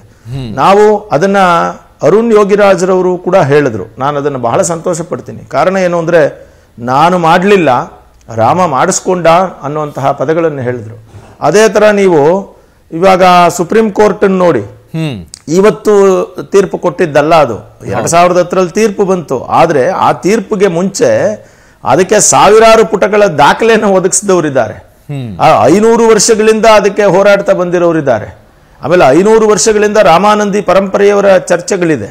ಜಗದ್ಗುರು ಶಂಕರಾಚಾರ್ಯರ ಲೆಕ್ಕಾಚಾರಗಳಿವೆ. ಶ್ರೀ ಜಗದ್ಗುರು ರಾಮಾನುಜಾಚಾರ್ಯರ ಅನುಯಾಯಿಗಳ ಸಂಕಲ್ಪವಿದೆ. ಹೀಗೆ ಸಮಸ್ತರು ಇದ್ದಾರೆ. ಇದು ಕೇವಲ ಒಬ್ಬರು ಇಬ್ಬರು ಅಂತ ಹೇಳಕ್ಕಾಗುವುದಿಲ್ಲ. ನಾನು ಈ ಲಕ್ಷಾಂತರ ಜನಗಳ ತಪಸ್ಸಿನಲ್ಲಿ ಇದು ಬರಬೇಕು ಬರಬೇಕು ಬರಬೇಕು ಅಂತ ಇದ್ದಂತಹ ಆ ತಪಸ್ಸಿದೆಯಲ್ಲ, ಅದು ಇವ್ರ ಮೇಲೆಲ್ಲ ಒಂದು ಆಶೀರ್ವಾದವನ್ನು ಮಾಡಿದೆ. ಹಾಗೇನೆ ಈ ರಾಜಕಾರಣಿಗಳಿರ್ಬೋದು, ಕರಸೇವಕರಿರ್ಬೋದು, ಇವರೆಲ್ಲ ಕರಸೇವಕರು ತಮ್ಮ ಪ್ರಾಣಗಳನ್ನು ಕೊಟ್ಟಿದ್ದಾರೆ.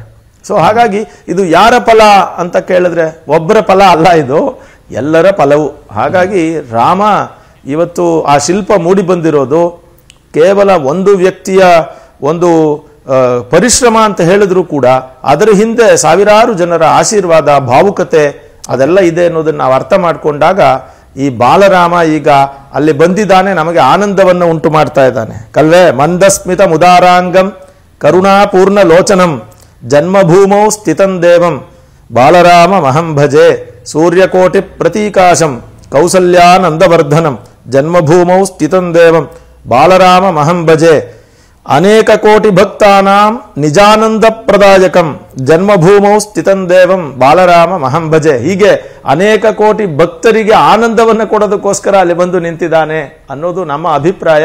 ಹಾಗಾಗಿ ಈ ಶಿಲ್ಪಶಾಸ್ತ್ರದಲ್ಲಿ ಹೇಳಿರುವ ಎಲ್ಲ ವಿಷಯಗಳನ್ನು, ಪೌರಾಣಿಕ ವಿಷಯಗಳನ್ನು ಒಳಗೊಂಡಂತೆ ಅಲ್ಲಿಗೆ ಇರುವಂತಹ ಪರಂಪರೆ, ಆ ಸಿದ್ಧಾಂತ, ಇವುಗಳ ಅನುಸಾರವಾಗಿ ವಿಗ್ರಹವನ್ನು ಕೆತ್ತಲಾಗಿದೆ. ಆದ್ದರಿಂದಾನೇ ಅಲ್ಲಿ ಹನುಮ, ಗರುಡ, ದಶಾವತಾರ, ಆಮೇಲೆ ದೇವರು ವಿಷ್ಣು ಯಾವಾಗಲೂ 5 ಆಯುಧಗಳಿಂದ ಅಲಂಕೃತನಾಗಿರ್ತಾನೆ. ಪಂಚಾಯುಧಗಳು ಅಂತ ಹೆಸರೋದಕ್ಕೆ.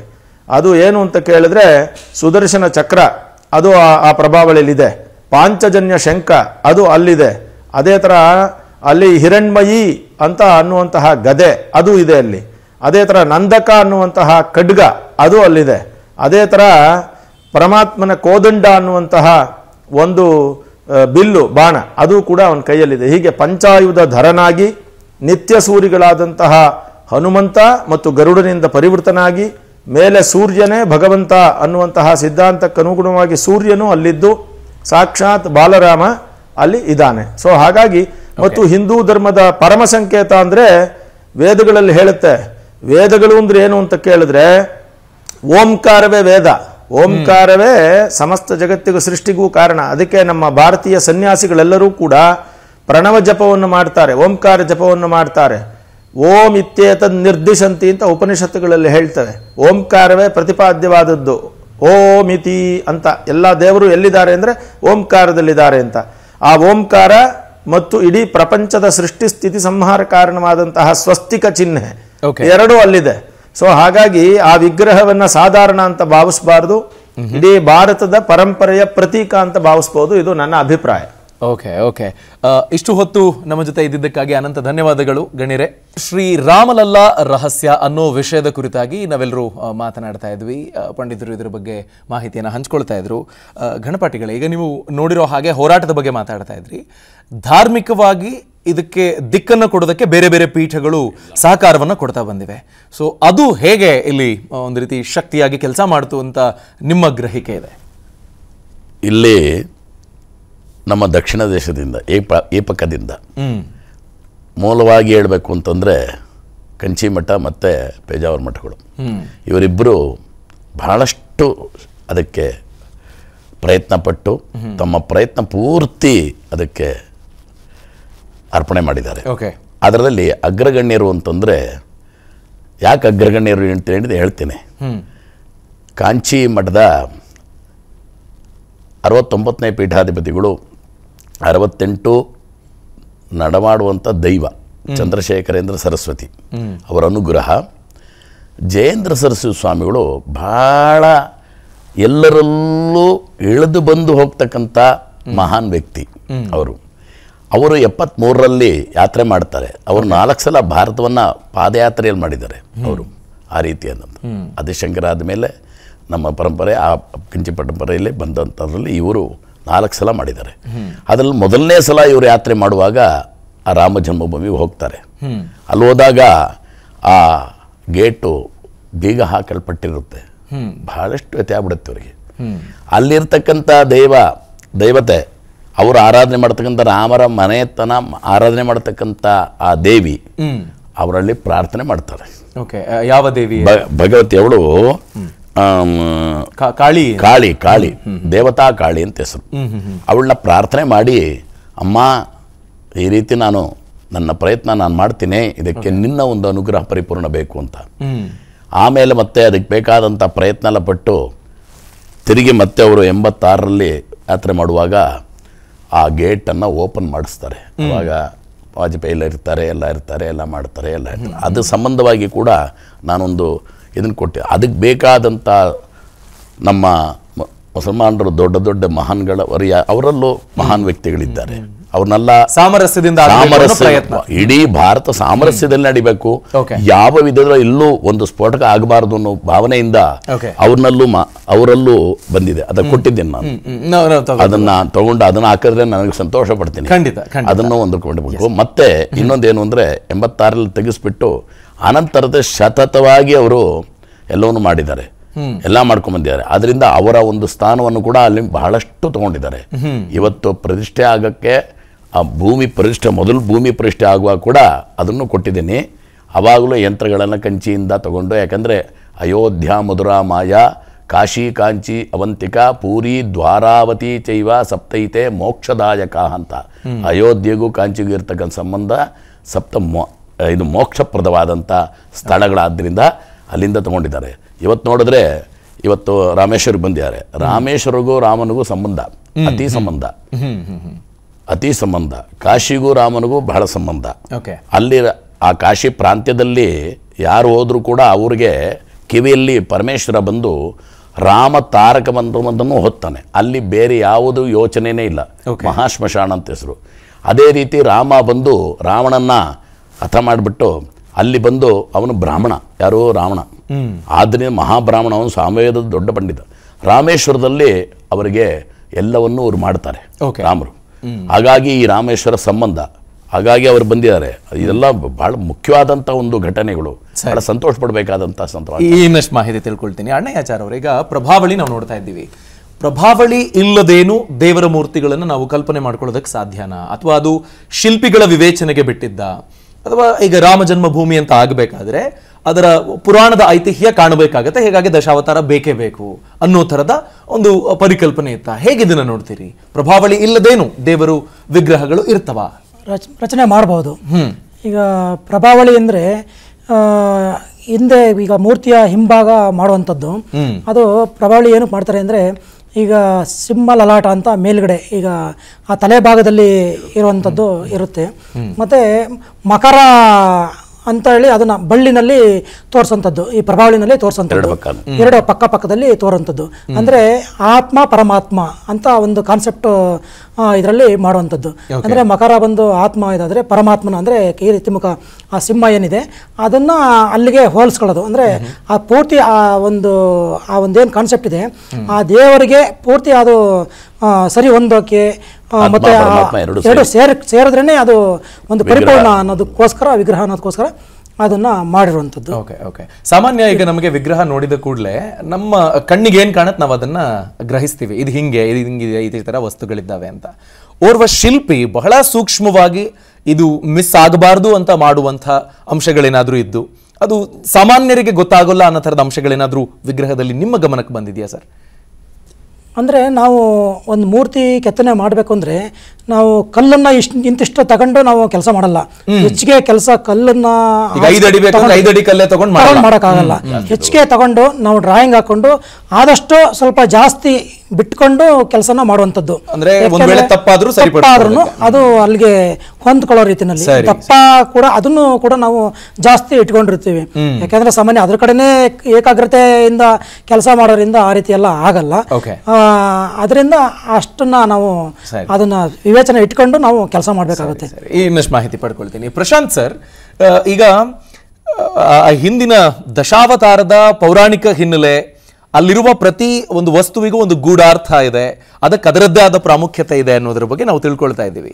ಆ ಬಗ್ಗೆ ಸ್ವಲ್ಪ ಬೆಳಕು ಚೆಲ್ಲೋದಾದ್ರೆ ಸರ್, ನಿಮ್ಮ ಮಾತುಗಳಲ್ಲಿ ಕೇಳಬೇಕು. ಅಭಿ, ಏನಂದ್ರೆ ಈ ರಾಮ ದಶಾವತಾರದಲ್ಲಿ 7ನೇ ಅವತಾರ. ಹೌದು. ಹಾಗಾಗಿ ಈ ದಶಾವತಾರಗಳನ್ನು ಸಹ ಅವತಾರ ಪುರುಷರು ಅಂತ ಕರಿತೀರಿ ನಾವು. ಅವತಾರ ಪುರುಷರು ಅಂದ್ರೆ ಅವತಾರ ರೂಪದಲ್ಲಿ ಧರೆಗಿಳಿದವರು ಅಂತ. ರಾಮನ ಸುತ್ತಲೂ ನೋಡಿ ಆ ಪ್ರಭಾವಳಿಯಲ್ಲಿ ಉಳಿದ ಎಲ್ಲ ಅವತಾರಗಳು ಇದೆ, ಪ್ರಧಾನವಾಗಿ ರಾಮ ಇದ್ದಾನೆ ಅಲ್ವಾ. ದಶಾವತಾರ ಕಲ್ಪನೆಗಳು ಇದೆ, ಯಾಕಂದ್ರೆ ವಿಷ್ಣುವಿನ ದಶಾವತಾರಗಳಲ್ಲಿ ರಾಮನೂ ಸಹ ಒಬ್ಬ, ಅದು 7ನೇ ಅವತಾರ ಅಂತ. ಆಮೇಲೆ ಪ್ರಮುಖವಾಗಿ ಶಿಲ್ಪಶಾಸ್ತ್ರದ ಬಗ್ಗೆ ನಮ್ಮ ಪ್ರಾಚೀನ ಗ್ರಂಥಗಳು ತುಂಬಾ ಸೊಗಸಾಗಿ ಹೇಳುತ್ತೆ. ಪ್ರತಿಯೊಂದು ಶಿಲ್ಪಕ್ಕೂ ಸಹ ಅದರದೇ ಆದಂಥ ಒಂದು ಲಕ್ಷಣ ಇರುತ್ತೆ, ಅದರದೇ ಆದಂಥ ಒಂದು ಪ್ರಮಾಣ ಇರುತ್ತೆ, ಅದರದೇ ಆದಂಥ ಗಣಗಳಿರುತ್ತವೆ, ಅದರದೇ ಆದಂಥ ವಾಹನಗಳು ಸಹ ಇರುತ್ತೆ. ವಿಷ್ಣುವಿನ ವಾಹನ ಯಾವುದು? ಗರುಡ. ನೋಡಿ, ಎಡಭಾಗದಲ್ಲಿ ರಾಮಲಲ್ಲನ ಎಡಭಾಗದಲ್ಲಿ ಕೆಳಭಾಗ ಗರುಡನ ಮೂರ್ತಿ ಇದೆ. ಅದರ ಜೊತೆಗೆ ನಾನು ಒಂದು ಪ್ರಮುಖವಾದ ಅಂಶ ಗಮನಿಸಿದ್ದೀನಿ, ಅದು ಹೇಳಲೇಬೇಕು. ಏನಂದ್ರೆ ರಾಮ 5 ವರ್ಷದ ಬಾಲನ ರೂಪದಲ್ಲಿ ಅಂತ. ನೀವು 5 ವರ್ಷದ ಬಾಲಕನ ಎತ್ತರ ಎಷ್ಟಿರ್ಬೋದು? 41 ಇಂಚಿನಿಂದ 45 ಇಂಚು ಅಥವಾ 48 ಇಂಚು ಭಾರತದ. ಓಕೆ, ಅದು ದೇಶಕ್ಕೆ ಪ್ರಮಾಣ ಬೇರೆ ಬೇರೆ ಆಗ್ಬೋದು, ಅಂದ್ರೆ ತುಂಬಾ ಡಿಫ್ರೆನ್ಸ್ ಬರಲ್ಲ. ಪಾಣಿಪೀಠ ಬಿಟ್ಟು ರಾಮನ ಎತ್ತರವೂ ಸಹ 45ರಿಂದ 48 ಇಂಚ್ ಒಳಗಡೆನೆ ಬರುತ್ತೆ. 51 ಅಡಿ 51 ಇಂಚು ಅಂದ್ರೆ ರಾಮನ ಮೂರ್ತಿಯೂ ಸಹ ನೋಡೋಷ್ಟರಲ್ಲಿ 5 ವರ್ಷದ ಬಾಲಕನ ತರನೇ ಕಾಣಿಸ್ತಾನೆ. ನೋಡಿ ಎಷ್ಟು ಸೊಗಸಾಗಿದೆ. ಆಮೇಲೆ ತುಂಬಾ ಅದ್ಭುತ, ಕರ್ನಾಟಕಕ್ಕೆ ರಾಮಂದು ತುಂಬಾ ಸಂಬಂಧ ಇದೆ. ರಾಮನ ಮೂರ್ತಿಯ ಶೈಲಿ ಇದೆಯಲ್ಲ, ಇದು ಹೊಯ್ಸಳ ಶೈಲಿ. ನೀವು ಎಲ್ಲಿ ಈ ಹಳೆಬೀಡು ಮತ್ತೆ ಬೇಲೂರು ನೋಡಿರ್ಬೋದು, ಇದು ಹೊಯ್ಸಳ ಶೈಲಿ. ಹೊಯ್ಸಳ ಶೈಲಿ ಅತ್ಯಂತ ಸುಂದರವಾದ, ಅತ್ಯಂತ ಸೂಕ್ಷ್ಮವಾದ ಕೆತ್ತನೆಗಳನ್ನು ಹೊಂದಿದೆ. ಹಾಗಾಗಿ ಅರುಣ್ ಯೋಗಿರಾಜ್ ಇದಾರಲ್ಲ, ಅವರು ಸಹ ಪ್ರಾವೀಣ್ಯತೆ ಪಡೆದಿದ್ದಾರೆ. ಆಮೇಲೆ ಅರುಣ್ ಯೋಗಿರಾಜ್ ಹೇಳೋ ಪ್ರಕಾರ ಅದು ಪರಂಪರೆಯಿಂದ ನಡ್ಕೊಂಡ್ ಬಂದಿದ್ದು. ಆಗ್ಲೇ ಶೆಲ್ಲೋಪಿಳ್ಳೆ ಅಯ್ಯಂಗಾರ್ ಸರ್ ತುಂಬಾ ಅದ್ಭುತವಾಗಿ ಹೇಳ್ತಾ ಇದ್ರು, ಯಾರೋ ಒಬ್ಬ ವ್ಯಕ್ತಿಯಿಂದ ರಾಮನ ಮೂರ್ತಿ ಆಗ್ಲಿಲ್ಲ, ಈ ಸಮಗ್ರವಾದ 140 ಕೋಟಿ ಜನರ ಭಕ್ತಿ ಆ ವ್ಯಕ್ತಿಯನ್ನ ಪ್ರತಿನಿಧಿಸಿ ಅವನ ಕೈಯಲ್ಲಿ ಮಾಡಿಸ್ಕೊಂಡಿದೆ. ಯಾವತ್ತು ಭಾರತದ ಅಧ್ಯಾತ್ಮ ಯಾವುದೋ ಒಬ್ಬ ವ್ಯಕ್ತಿಯಿಂದ ಒಂದರಿಂದ ಆಗಲ್ಲ. ನಮ್ಮೆಲ್ಲರ ಪ್ರಾರ್ಥನೆ ಇದೆಯಲ್ಲ, ಆ ಪ್ರಾರ್ಥನೆ ಯಾವುದೋ ಒಂದು ಶಕ್ತಿ ರೂಪದಲ್ಲಿ ಕನ್ವರ್ಟ್ ಆಗಿ ಯಾವುದೋ ಒಂದು ಒಳ್ಳೆ ಸುಸಂದರ್ಭ ಬರುತ್ತೆ. ಆ ಸುಸಂದರ್ಭ ಆ ರಾಮನ ಮೂರ್ತಿಯನ್ನ ಆ ತರ ಅಷ್ಟೊಂದು ಸುಂದರವಾಗಿ, ಅದ್ಭುತವಾಗಿ, ಸುಮನೋಹರವಾಗಿ ಬಾಲನ ರೂಪದಲ್ಲೇ ಒಂದು ದೈವಿ ಕಳೆ ತುಂಬಾ ಇಂಪಾರ್ಟೆಂಟ್. ಎಲ್ಲರೂ ಸಹ ಮೂರ್ತಿಗಳನ್ನ ಕೆತ್ತುತ್ತಾರೆ. ಆ ದೈವಿ ಕಳೆ ಮೂಡಬೇಕು ಅಂದ್ರೆ ಅವನಲ್ಲಿ ಆ ದೈವತ್ವದ ಭಾವನೆ ಇರಬೇಕು. ಇದು ಅತ್ಯಂತ ಪ್ರಮುಖವಾದ ವಿಚಾರ. ನೋಡಿ, ಜಪಾನ್ಸ್ ಒಂದು ರಿಸರ್ಚ್ ಮಾಡಿದ್ರು ಅಭಿ. ಏನಂದ್ರೆ ಈಗ ಇದು ಮನೆ ಓಪನಿಂಗ್ ಸೆರೆಮನಿ ಸಂದರ್ಭದಲ್ಲಿ ಪುಣ್ಯಾಹ ಕಾರ್ಯಕ್ರಮ ಮಾಡ್ತೀವಿ. ಪುಣ್ಯಾಹದ ಸಂದರ್ಭದಲ್ಲಿ ಕೆಲವೊಂದು ಮಂತ್ರಗಳನ್ನು, ತುಂಬಾ ಪವಿತ್ರವಾದ ಅದ್ಭುತವಾದ ಮಂತ್ರಗಳನ್ನ, ವೇದೋಕ್ತವಾದ ಆಗಮ ಶಾಸ್ತ್ರೋಕ್ತವಾದ ಮಂತ್ರಗಳನ್ನ ಹೇಳ್ತಾರೆ. ಆಗ ಕುಂಭದಲ್ಲಿ ಜಲ ಇಟ್ಟಿರ್ತೀರಿ. ಆ ಪುಣ್ಯಾಹ ಆದ್ಮೇಲೆ ಆ ಜಲವನ್ನ ಮಂತ್ರೋಕ್ತವಾಗಿ ಅಭಿಮಂತ್ರಿಸಿರುವಂತಹ ವೇದಾಗಮ ಮೂಲಕ ಶಾಸ್ತ್ರಬದ್ಧವಾಗಿ ಲಯಬದ್ಧವಾಗಿ, ತುಂಬಾ ಇಂಪಾರ್ಟೆಂಟ್. ಮಂತ್ರಗಳು ಹೇಗೆಂದ್ರೆ ಹಾಗೆ ಹೇಳೋದಕ್ಕಲ್ಲ, ಅದಕ್ಕೊಂದು ಶ್ರುತಿ ಇದೆ, ಅದಕ್ಕೊಂದು ಲಯ ಇದೆ. ಆ ಲಯಬದ್ಧವಾಗಿ ಹೇಳಿದಾಗ ಮಾತ್ರ ಆ ಶಕ್ತಿ ಆ ನೀರಲ್ಲಿ ಆವಿರ್ಭವಿಸುತ್ತೆ. ಆ ನೀರನ್ನ ಚೆಲ್ಲದಾಗ, ಅಂದ್ರೆ ಪ್ರೋಕ್ಷಣೆ ಮಾಡಿದಾಗ ಮನೆಯಲ್ಲಿ ಅದೆಲ್ಲ ಶುದ್ಧವಾಗುತ್ತೆ ಅನ್ನೋ ಒಂದು ಪರಿಕಲ್ಪನೆ ಇದೆ. ಆ ಶುದ್ಧತೆಗೆ ತುಂಬಾ ಇಂಪಾರ್ಟೆಂಟ್. ಅದರಲ್ಲಿ ಆ ಶುದ್ಧತೆ ಬರಬೇಕು ಅಂದ್ರೆ ಮಂತ್ರ ಹೇಳುವವನ ಭಾವನೆಯೂ ಸಹ ಅಷ್ಟೇ ಶುದ್ಧವಾಗಿರಬೇಕು. ಏನಿದ್ರಿಂದ ಇರುವಂತಹ ರಹಸ್ಯ ಅನ್ಬಿಟ್ಟು ಜಪಾನೀಸು ಒಬ್ಬ ಒಳ್ಳೆ ಈ ಗಣಪಾಠಿಗಳಿದಾರಲ್ವ, ಅಂಥದ್ದೇ ಒಬ್ಬ ಗಣಪಾಠಿಗಳನ್ನು ಆಗಮಶಾಸ್ತ್ರ ಪಂಡಿತರನ್ನ ಕರ್ಕೊಂಡೋಗಿ ಒಂದು ಗೃಹವನ್ನು, ಅವ್ರಿಗೆ ಗೊತ್ತಿಲ್ಲ ನಾವು ರಿಸರ್ಚ್ ಮಾಡ್ತಾ ಇದ್ದೀರಿ ಅಂತ ಹೇಳೋಷ್ಟರಲ್ಲಿ ಪೌರೋಹಿತನಿಗೆ ಒಂದು ಅನುಮಾನ ಬಂದ್ಬಿಡ್ಬೋದು, ಇವ್ರು ಏನ್ ಮಾಡ್ತಾರೋ ಅಂತ. ಹೇಳಿಲ್ಲ. ಅವರು ಏನ್ ಮಾಡಿದ್ರು ಅಂದ್ರೆ ಅವರೆಲ್ಲ ವಿಧಿಯೋಕ್ತವಾಗಿ ಪುಣ್ಯಾಹ ಮಾಡಿಸಿ ಆ ನೀರನ್ನ ಎತ್ಕೊಂಡು ಹೋಗಿ ಆ ಸೂಕ್ಷ್ಮ ದರ್ಶಕದಲ್ಲಿ ಟೆಸ್ಟ್ ಮಾಡಿದ್ರು. ಟೆಸ್ಟ್ ಮಾಡಿದಾಗ ನೀರು ಮೊದಲು ಆ ಕುಂಭದಲ್ಲಿ ತುಂಬೋದಕ್ಕಿಂತ ಮುಂಚೆ ಇದ್ದಂತಹ ಕ್ರಿಸ್ಟಲೈಸೇಷನ್ಸ್ಗೂ ಅದಾಗಿ ಅವ್ರು ಎತ್ಕೊಂಡೋಗಿ ಸೂಕ್ಷ್ಮ ದರ್ಶಕದಲ್ಲಿ, ಅಂದ್ರೆ ಪುಣ್ಯಾಹ ಆದ್ಮೇಲೆ ಅವರು ಅದನ್ನ ಸೂಕ್ಷ್ಮ ದರ್ಶಕದಲ್ಲಿ ನೋಡಿದಾಗಲೂ ಸಹ ತುಂಬಾ ಬದಲಾವಣೆ ಆಗಿತ್ತು. ಆಮೇಲೆ ಅದ್ರಲ್ಲಿ ತುಂಬಾ ಪಾಸಿಟಿವ್ ವೈಬ್ಸ್ ಜಾಸ್ತಿ ಇತ್ತು. ಅಷ್ಟೇ ಅಲ್ಲ, ಭಾರತೀಯ ಶಾಸ್ತ್ರಗಳಲ್ಲಿ ಉಲ್ಲೇಖಿಸುವ ಆಗಿರುವಂತಹ ಮಂಡಲ ಆಕಾರಗಳೇನೇನಿದೆಯಲ್ಲ, ಆ ತರುವಂತ ಕ್ರಿಸ್ಟಲೈಸೇಷನ್ಸ್ ಅಲ್ಲಿ ಅದೇ ರೀತಿಯಾದ ಮಂಡಲಗಳು ಸಹ ಅದು ಏರ್ಪಾಡುಗೊಂಡಿತ್ತು. ಅಂದ್ರೆ ಕ್ರಿಸ್ಟಲೈಸೇಷನ್ ಆ ತರ ಆಗಿತ್ತು. ಇದು ಏನ್ ಹೇಳುತ್ತೆ ಅಂದ್ರೆ, ಒಬ್ಬ ವ್ಯಕ್ತಿ ಯಾವುದೇ ಕೆಲಸವನ್ನ ಎಷ್ಟು ಶ್ರದ್ಧೆಯಿಂದ ಮಾಡ್ತಾನೋ ಅಷ್ಟೇ ಶ್ರದ್ಧೆಯಿಂದ ಆ ಕಾರ್ಯ ಆಗುತ್ತೆ ಅಂತ ತುಂಬ ಚೆನ್ನಾಗಿ ಭಾರತೀಯ ಆಹಾರಶಾಸ್ತ್ರ ಹೇಳಿದೆ ಅಭಿ. ಅಡುಗೆ ಮಾಡುವಾಗ ಮನಸ್ಥಿತಿ ರೋಗಗ್ರಸ್ತವಾಗಿರಬಾರ್ದು. ಕೋಪಗೊಂಡು ಅವನು ಅಡುಗೆ ಮಾಡಿದ್ರೆ ಅವನ ಆಹಾರ ಸೇವಿಸೋನ್ಗೂ ಸಹ ಆ ಕೋಪದ ಯಾವುದೋ ಒಂದಷ್ಟು ಅಂಶ ಬಂದಿರುತ್ತೆ, ಆ ಆಹಾರ ಸೇವಿಸೋನ್ಗೆ ಅನಾರೋಗ್ಯ ಆಗುತ್ತೆ ಅಂತೆ. ಬಟ್ ಅದೇ ರೀತಿ ಶಿಲ್ಪಶಾಸ್ತ್ರದಲ್ಲೂ ಸಹ ಮಾಡುವವನ ಮನಸ್ಥಿತಿ ಅತ್ಯಂತ ಪ್ರಮುಖವಾಗುತ್ತೆ. ಅಂಥ ದೈವತ್ವದ ಮನಸ್ಥಿತಿಯಿಂದ ಮಾಡಿರುವಂಥ ಈ ಮೂರ್ತಿಗೆ ದೈವ ಕಳೆ ಇದೆ. ಓಕೆ ಓಕೆ, ದಯಮಾಡಿ ಹಾಗೆ ಸಂಪರ್ಕದಲ್ಲಿರಿ ಸರ್, ಇನ್ನಷ್ಟು ಮಾಹಿತಿನ ಪಡ್ಕೊಳ್ತೀನಿ. ಘನಪಾಠಿಗಳೇ, ನೀವು ಹೇಳ್ತಾ ಇದ್ರಿ ಬೇರೆ ಬೇರೆ ಥರದ ಸಂಬಂಧಗಳಿರೋದು ಅಂತ, ಆ ಶಕ್ತಿ ಬಗ್ಗೆ ಒಂದು ವಿಷಯ ಕೇಳಿದ್ರಿ, ನಾನು ಅದಕ್ಕೆ ಜವಾಬ್ ಹೇಳಲಿಲ್ಲ, ಅದು ಬಿಟ್ಟೋಯ್ತು. ಹೇಳಿ ಹೇಳಿ. ಈ ಕಣ್ಣನ್ನು ಕಟ್ಟಿರ್ತಕ್ಕಂಥ ವಿಚಾರ ಕೇಳಿದ್ರಿ, ಅದೆಲ್ಲೋ ಹೊಟ್ಟೋಯ್ತು. ಆದರೆ ಆಗಮ ಪ್ರಕಾರ ಮೂರ್ತಿ ಎಲ್ಲ ನೋಡ್ತಾರೆ, ಕನ್ನೆ ಮಾಡ್ತಾರೆ, ಎಲ್ಲ ಮಾಡ್ತಾರೆ, ಅವರೇ ನೋಡಿರ್ತಾರೆ ಎಲ್ಲ. ಆದರೆ ಒಂದು ಪಾಯಿಂಟ್ ಇದೆ, ಈ ಕಣ್ಣನ್ನು ಕೆತ್ತನೆ ಮಾಡಿಬಿಡ್ತಾರೆ. ಈ ಕಪ್ಪಿದೆಯಲ್ಲ ನಮಗೆ, ಇದಕ್ಕೆ ಒಂದು ರೌಂಡ್ ಕೊಡ್ತಾರೆ ಅವರು, ಅದು ಕೊಟ್ಟಿದ ತಕ್ಷಣ ಅದು ಮುಚ್ಚಿಬಿಡ್ತಾರೆ. ಓಕೆ ಅಲ್ವಾ? ನೇತ್ರೋನ್ಮೀಲನಕ್ಕೆ ಮುಂಚೆ ಆ ನೇತ್ರದ ಆ ರೌಂಡನ್ನು ಕೊಡ್ತಾರೆ, ತಕ್ಷಣ ಅದನ್ನು ಮುಚ್ಚಿಬಿಡ್ತಾರೆ ಬೆಣ್ಣೆಯಿಂದ. ಕಾರಣ ಏನು ಅಂದ್ರೆ ಅದು ತಡಿಯೋಕ್ಕಾಗೋದಿಲ್ಲ. ಆ ಅಲ್ಲಿಂದ ಬರ್ತಕ್ಕಂಥದ್ದು ತಡಿಬೇಕು ಅಂದರೆ ಮೊದಲು 2-3 ಜಾಗದಲ್ಲಿ ನಾವು ಪ್ರತಿಷ್ಠೆ ಮಾಡುವಾಗ ಆ ಬೆಣ್ಣೆಯಿಂದ ಮುಚ್ಚಿರ್ತೇವೆ ಶಾಂತವಾಗಿ ಇರಲಿಕ್ಕೆ. ಆ ಬೆಣ್ಣೆಯನ್ನು ತೆಗಿತೇವೆ. ಬೆಣ್ಣೆಯನ್ನು ತೆಗೆಯುವಾಗ ಈ ನೀವು ಹೇಳಿದ್ರೆ ಯಾವಾಗಲೇ ಸೂಜಿಯಿಂದ, ಚಿನ್ನದ ಸೂಜಿಯಿಂದ, ಅದರಿಂದಾನೇ ನಿಧಾನಕ್ಕೆ ತೆಗಿತೀವಿ. ತೆಗೆದುಬಿಟ್ಟ ತಕ್ಷಣ ಎಲ್ಲಿ ಮೂಡುತ್ತೆ, ಮೊದಲು ಆ ಕಣ್ಣಿನ ದೃಷ್ಟಿ ಎಲ್ಲಿ ಬೀಳುತ್ತೆ ಅಂದರೆ ಹಸುವಿನ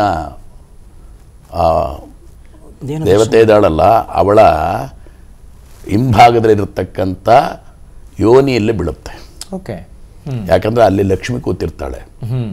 ವಿಷ್ಣು ವಿಗ್ರಹ ಅಲ್ವಾ ಇದು, ಯಾವ ವಿಗ್ರಹ ಆದರೂ ಕೂಡ ಅಷ್ಟೇ, ಅಲ್ಲಿ ಲಕ್ಷ್ಮಿ ಕೂತಿರ್ತಾಳೆ, ಶಾಂತ ಮೂರ್ತಿ ಅವಳು. ಅವಳನ್ನು ನೋಡ್ತಾರೆ ಇವರು ಮೊದಲು. ಆ ದೃಷ್ಟಿಯಲ್ಲಿ ಕಮ್ಮಿ ಆಗ್ತದೆ. ನವಗ್ರಹೆಲ್ಲ ಇಟ್ಟಿರ್ತಾರೆ ಮುಂದೆ, ಕಲಶಗಳೆಲ್ಲ ಇಟ್ಟಿರ್ತಾರೆ. ಆಮೇಲೆ ಈ ಮುಖ ನೋಡ್ತಕ್ಕಂಥ ಕನ್ನಡಿ ಏನಿಟ್ಟಿರ್ತಾರೆ, ಅದರಲ್ಲಿ ಪ್ರತಿಬಿಂಬ ನೋಡ್ಬೇಕು. ನಾವು ನೋಡುವಾಗ ನೇರ ಮೊದಲು ನೋಡಬಾರದು. ಓಕೆ ಓಕೆ, ಅವಾಗ ಆ ಪ್ರತಿಬಿಂಬ ನೋಡ್ಬಿಟ್ಟು ನಾವು ಆಮೇಲೆ ಅಲ್ಲಿ ನೋಡ್ಬೇಕು. ಯಾಕಂದ್ರೆ ತಡೆಯಕ್ಕೆ ನಮ್ಮ ಕೈಯಿಂದ ಸಾಧ್ಯ ಆಗುದಿಲ್ಲ. ಅಂದ್ರೆ ಈಗ ಪ್ರಾಣ ಪ್ರತಿಷ್ಠಾಪನೆ ಆಗೋ ಸಂದರ್ಭದಲ್ಲಿ ಮಾತ್ರ ಹೀಗ, ಅಥವಾ ಯಾವಾಗ ಮೂರ್ತಿ ಕನ್ನಡಿ ಯಾವಾಗ ನೋಡಿದ್ರು ಬಹಳ ವಿಶೇಷ. ಇದರಲ್ಲಿ ಮಾತ್ರ ಖಂಡಿತ ಹಾಗೆ ನೋಡಬೇಕು. ಪ್ರಾಣ ಪ್ರತಿಷ್ಠೆ ಆಗಿ ಅದನ್ನ ಕುಂಭಾಭಿಷೇಕ ಮಾಡಿ ಏನ್ ಮಾಡ್ತಾರಲ್ಲ, ಅದು ನೇತ್ರೋಲ್ ಮೇಲೆ ಮಾಡಿದ ತಕ್ಷಣನೇ ನೇರವಾಗಿ ನೋಡೋಂಗಿಲ್ಲ ಅಂತಕ್ಕಂಥದ್ದು. ಇದು ಆಗಮ ಶಾಸ್ತ್ರದಲ್ಲೂ ಇದೆ, ವೇದದಲ್ಲೂ ಇದೆ. ಮತ್ತೆ ಅವ್ರು ಹೇಳುವಾಗ ಇನ್ನೊಂದು ಮಾತು ಹೇಳಿದ್ರು, ಅದ್ಬಿರ ಇವಾಗ ಪ್ರೋಕ್ಷಣೆ ಮಾಡ್ತಕ್ಕಂಥ ವಿಚಾರ. ಇದಕ್ಕೆ ವೇದ ಭಾಗದಲ್ಲಿ ಬ್ರಹ್ಮವಾದಿನೋ ವದಂತಿ ಅದ್ಬಿರ ಹವೀಗುಂ ಟಿಪ್ರೋಕ್ಷಿ ಕೇನಾಪಯಿತಿ ಬ್ರಹ್ಮಣೇತಿ ಅದೇ ಹೇಳುತ್ತೆ, ವೇದಾನ ಕೇಳುತ್ತೆ. ನೀರು ತಗೊಂಡು ಪ್ರೋಕ್ಷಣೆ ಮಾಡ್ತಾ ಇದೆಯಲ್ಲ, ಹೆಂಗೆ ಶುದ್ಧಿ ಅಂತ ಕೇಳುತ್ತೆ. ಅದಕ್ಕೆ ಕೇಳುತ್ತೆ, ಬ್ರಹ್ಮವಾದಿನೋ ವದಂತಿ ಅದ್ಬಿರ ಹವೀಗುಂ ಕ್ಷಿಪ್ರೋಕ್ಷಿ ಕೇನಾಪಯಿತಿ. ಹೆಂಗೆ ಮಾಡ್ತೀಯ ನೀನು ಪ್ರೋಕ್ಷಣೆ? ಬ್ರಹ್ಮಣೇತಿ ಬ್ರೂಯಾತ್. ಬ್ರಹ್ಮ ಅಂದರೆ ವೇದಕ್ಕೆ ಬ್ರಹ್ಮ ಅಂತ ಹೆಸರು. ಅದಕ್ಕೆ ಬ್ರಹ್ಮೋಪದೇಶ ಅಂತ ಉಪನಯನದಲ್ಲಿಡೋದು. ಉಪದೇಶ ಮಾಡೋದು ಗಾಯತ್ರಿ ಮಂತ್ರವನ್ನು ಅವನಿಗೆ. ಹಾಗಾಗಿ ಇದರಲ್ಲೂ ಉಂಟು, ಇವ್ರಿಗೂ ಉಂಟು, ಎಲ್ಲರಿಗೂ ಉಂಟು. ಶಿಲ್ಪೇಶ್ವರ ಪಂಡಿತರಿಗೆಲ್ಲ ಉಂಟು, ಎಲ್ಲರಿಗೂ ಉಪದೇಶ ಉಂಟು. ಅವ್ರು ಹಾಗೆ ಮಾಡಬೇಕು. ಇದನ್ನು ಮಾಡೋಕ್ಕೆ ಅವರು ಎಷ್ಟು ತಪಸ್ ಮಾಡಿರ್ತಾರೆ, ಎಷ್ಟು ನಿಯಮಬದ್ಧವಾಗಿರಬೇಕು ಅಂತಂದ್ರೆ ಅಷ್ಟು ನಿಯಮಬದ್ಧನಿದ್ದಿರಬೇಕು. ಯಾಕಂದರೆ ಇವಾಗ ನೋಡಿ, ಇದನ್ನು ಪ್ರತಿಷ್ಠಾಂಗ ವಿಚಾರವಾಗಿ ನಡೆಯೋಕ್ಕೆ ಕಾಶಿಯಲ್ಲಿ ಶಂಕರ ವಿಜಯೇಂದ್ರ ಕಾಂಚಿ ಕಾಮಕೋಟಿ ಪೀಠಾದ 70ನೇ ಪೀಠಾಧಿಪತಿಗಳು ಕಂಚಿಯಲ್ಲಿ ಇದು ಕಾಶಿಯಲ್ಲಿ ಚಾತುರ್ಮಾಸ್ಯ ನಡೆಸಿದ್ರು. ಆ ಸಂದರ್ಭಕ್ಕೆ ಅಲ್ಲಿ ಮಾತುಕತೆ 2 ದಿವಸ ಇದನ್ನು ಚರ್ಚೆ ಆಗಿದೆ. ಎಲ್ಲರೂ ಆ ಕಮಿಟಿಯವರೆಲ್ಲ ಬಂದು 2 ದಿವಸ ಚರ್ಚೆ ಮಾಡಿದ್ದಾರೆ. ಎಲ್ಲ ಮಾಡಿ ಇದಕ್ಕೆ ಯಾವ ರೀತಿ ಆಗಮ ರೀತಿ ಮತ್ತು ವಿಷಯ ಗೊತ್ತಿರ್ತಕ್ಕಂಥ ವಿಚಾರವನ್ನು ಅವ್ರನ್ನೆಲ್ಲ ಕರೆಸಿ ಅವ್ರ ಹತ್ರ ಮಾತಾಡಿ, ಹಾಗಾಗಿ ಈ ಗಣೇಶ ಶಾಸ್ತ್ರಿ ಏನು ಹೆಸರವರು ಅವ್ರನ್ನ ಅದನ್ನು ಇವ್ರು ಮಾಡ್ಬೋದು ಅಂತಕ್ಕಂಥದ್ದು ಕೊಟ್ಟು ಅಷ್ಟು ವಿಚಾರವನ್ನು ತಗೊಂಡು ಎಲ್ಲವನ್ನು ಮಾಡಿ. ಯಾಕಂದರೆ ವಿಚಾರ ಎಲ್ಲೂ ವ್ಯತ್ಯಾಸ ಆಗಬಾರ್ದು, ಯಾವುದರಲ್ಲೂ ವ್ಯತ್ಯಾಸ ಬರಬಾರ್ದು ಅನ್ನೋದಕ್ಕಾಗಿ ಅವನು ತಗೊಂಡು ಅದೆಲ್ಲ ಮಾಡಿ ಎಲ್ಲ ಆಗಿ ಎಷ್ಟು ವ್ಯವಸ್ಥೆ ಆಗಿದೆ, ಇವಾಗ ನಾಳಿದ್ದು ನಡೀತಾ ಇದೆ. ಓಕೆ ಅದಕ್ಕೆ ಕಂಚಿಯಿಂದನೂ ಪಂಡಿತರೆಲ್ಲ ಕಳಿಸಿದ್ದಾರೆ, ಎಲ್ಲ ಹೋಗಿದ್ದಾರೆ. ಇಷ್ಟು ಸಂಬಂಧವಾದ ವಿಚಾರಗಳು. ಓಕೆ ಪ್ರತಿಷ್ಠೆ ಅಂತಕ್ಕಂಥದ್ದು ಸಾಧಾರಣ ವಿಷಯ ಅಲ್ಲ. ಓಕೆ ಅದಕ್ಕೆ ಯಜ್ಞ ಒಂದು ಕುಂಡ ಇರುತ್ತೆ, ಕುಂಡದಲ್ಲಿ ಆವಾಹನೆ ಮಾಡ್ತೇವೆ, ಅಗ್ನಿಯಲ್ಲಿ ಆವಾಹನೆ ಮಾಡ್ತೇವೆ ಆ ದೇವತೆಯನ್ನು ಅಗ್ನಿ ಮಾಡಿ ಅದಕ್ಕೆ ಆಹುತಿ ಕೊಡ್ತೇವೆ. ಅದಕ್ಕೆ ಒಂದೊಂದು ಅಂಗಕ್ಕೂ ಅಂಗಾಹುತಿ, ಇವೆಲ್ಲ ಸ್ಪರ್ಶಾಹುತಿ, ಇವೆಲ್ಲ ಬೇಕಷ್ಟಿದೆ. ಅದೆಲ್ಲ ಮಾಡಿ ಅದನ್ನೇನು ಮಾಡ್ತೀವಿ, ಅಲ್ಲಿಂದ ಅದನ್ನು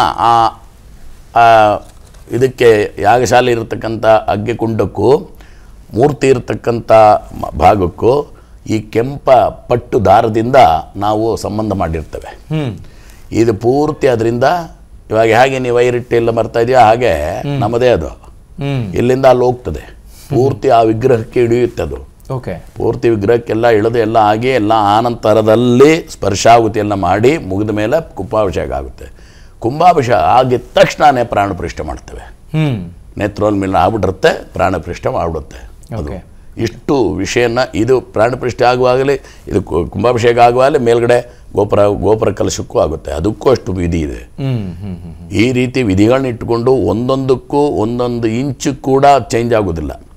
ಒಂದು ವಿಗ್ರಹಕ್ಕೆ ಇವಾಗ ನೀವಿದ್ದೀರಿ, ನಿಮ್ಮ ತಾತವ್ರು ಇದ್ರು, ನಿಮ್ಮ ತಾತವ್ರು ಹೀಗೆ ಇದ್ರು ಅಂತ ಹೇಳ್ತಾರೆ. ನಿಮ್ಮನ್ನು ನೋಡಿ ಹೇಗೆ ಹೇಳ್ತಾರೆ, ಆ ಇಂಚು, ಅದೇ ಮುಖ, ಅದೇ ಕಣ್ಣು, ಅದೇ ಮೂಗು ಎಲ್ಲ ಅದೇ ರೀತಿ ಇಲ್ಲಿ ಆಗಮಶಾಸ್ತ್ರಗಳಲ್ಲಿ, ವೇದಶಾಸ್ತ್ರಗಳಲ್ಲಿ ಇಂತಿಂಥದ್ದು ಇಷ್ಟಿಷ್ಟು ಇಂಚಿರಬೇಕು, ಈ ವಿಗ್ರಹ ಇಷ್ಟು ಬರಬೇಕು ಅಂದರೆ ಆಗಮಶಾಸ್ತ್ರ ಹೇಳುತ್ತೆ. ಅದಕ್ಕೆ ಶ್ಲೋಕ ಇರುತ್ತೆ.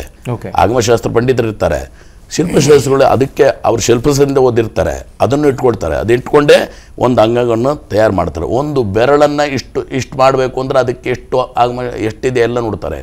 ಇದಕ್ಕೆ ಇವರಿಗೆ ಅದು ಮಾತ್ರ ಅಲ್ಲ, ಇವರಿಗೆ ಮನಸ್ಸೆಲ್ಲ ಬರ್ತದೆ ಆ ವಿಗ್ರಹ ಮಾಡುವಾಗ. ಅಷ್ಟು ಅದೇ ರೀತಿ ಆಗಮವೂ ಮಾಡಬೇಕು. ಆಗಮ ಮಾತ್ರ ಅಲ್ಲ, ವೇದವೂ ಮಾಡಬೇಕು. ಹೀಗಾಗಿ ಮಾಡಲಿಕ್ಕಾಗೆ ಇವರು ಕಾಂಚಶ್ರೀಗಳು ಅದರಲ್ಲಿ ಬಹಳ ತಮ್ಮ ಗುರುಗಳಾದಂಥ ಅವರು ಇಷ್ಟು ಪ್ರಯತ್ನ ಪಟ್ಟಿದ್ದರಿಂದ ಪೇಜಾವರ ಶ್ರೀಗಳು ಅವರು ಬಹಳಷ್ಟು ಕೆಲಸ ಮಾಡ್ತಾ ಇದ್ದಾರೆ. ಇಬ್ಬರು ಈ ಕಡೆಯಿಂದ ಹೋದ್ರಲ್ಲೇ ಬಹಳಷ್ಟು ಕೆಲಸ ಎಲ್ಲರೂ ಮಾಡ್ತಾ ಇದ್ದಾರೆ. ಇದರಲ್ಲಿ ಇವರು ಅಗ್ರಗಣ್ಯರಾಗಿದ್ದಾರೆ. ಅಣ್ಣಾಚಾರ್ಯ ಅವರು, ಈಗ ನೇತ್ರೋನ್ಮಿಲನ ಅನ್ನೋದ್ರ ಬಗ್ಗೆ ನೀವು ಮಾತಾಡಿದ್ರಿ ಅಲ್ವಾ, ಇದಕ್ಕೆ ಅನೇಕ ವಿಧಿಗಳಿದ್ದಾವೆ, ಶಾಸ್ತ್ರಗಳಿದ್ದಾವೆ, ಶ್ಲೋಕಗಳ ಬಗ್ಗೆ ಮಾತಾಡ್ತಾ ಇದ್ರು.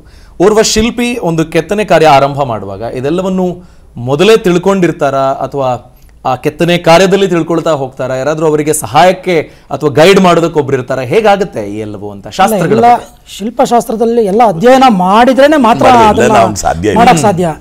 ನಾವು ಸುಮ್ಮನೆ ಏಕಾಏಕಿ ಹೋಗಿ ಮಾಡಕ್ ಬರಲ್ಲ. ಈಗ ಒಂದು ಮೂರ್ತಿ ಮಾಡ್ಬೇಕು ಅಂದ್ರೆ ಇಂತಿಷ್ಟೇ ಅಳತೆ ಅನ್ನೋದನ್ನ ನಾವು ಅಳವಡಿಸ್ಕೋಬೇಕಾಗುತ್ತೆ. ಈಗ ಅದು ಶಿಲ್ಪಶಾಸ್ತ್ರದ ವಿಷಯ ಬಂತು.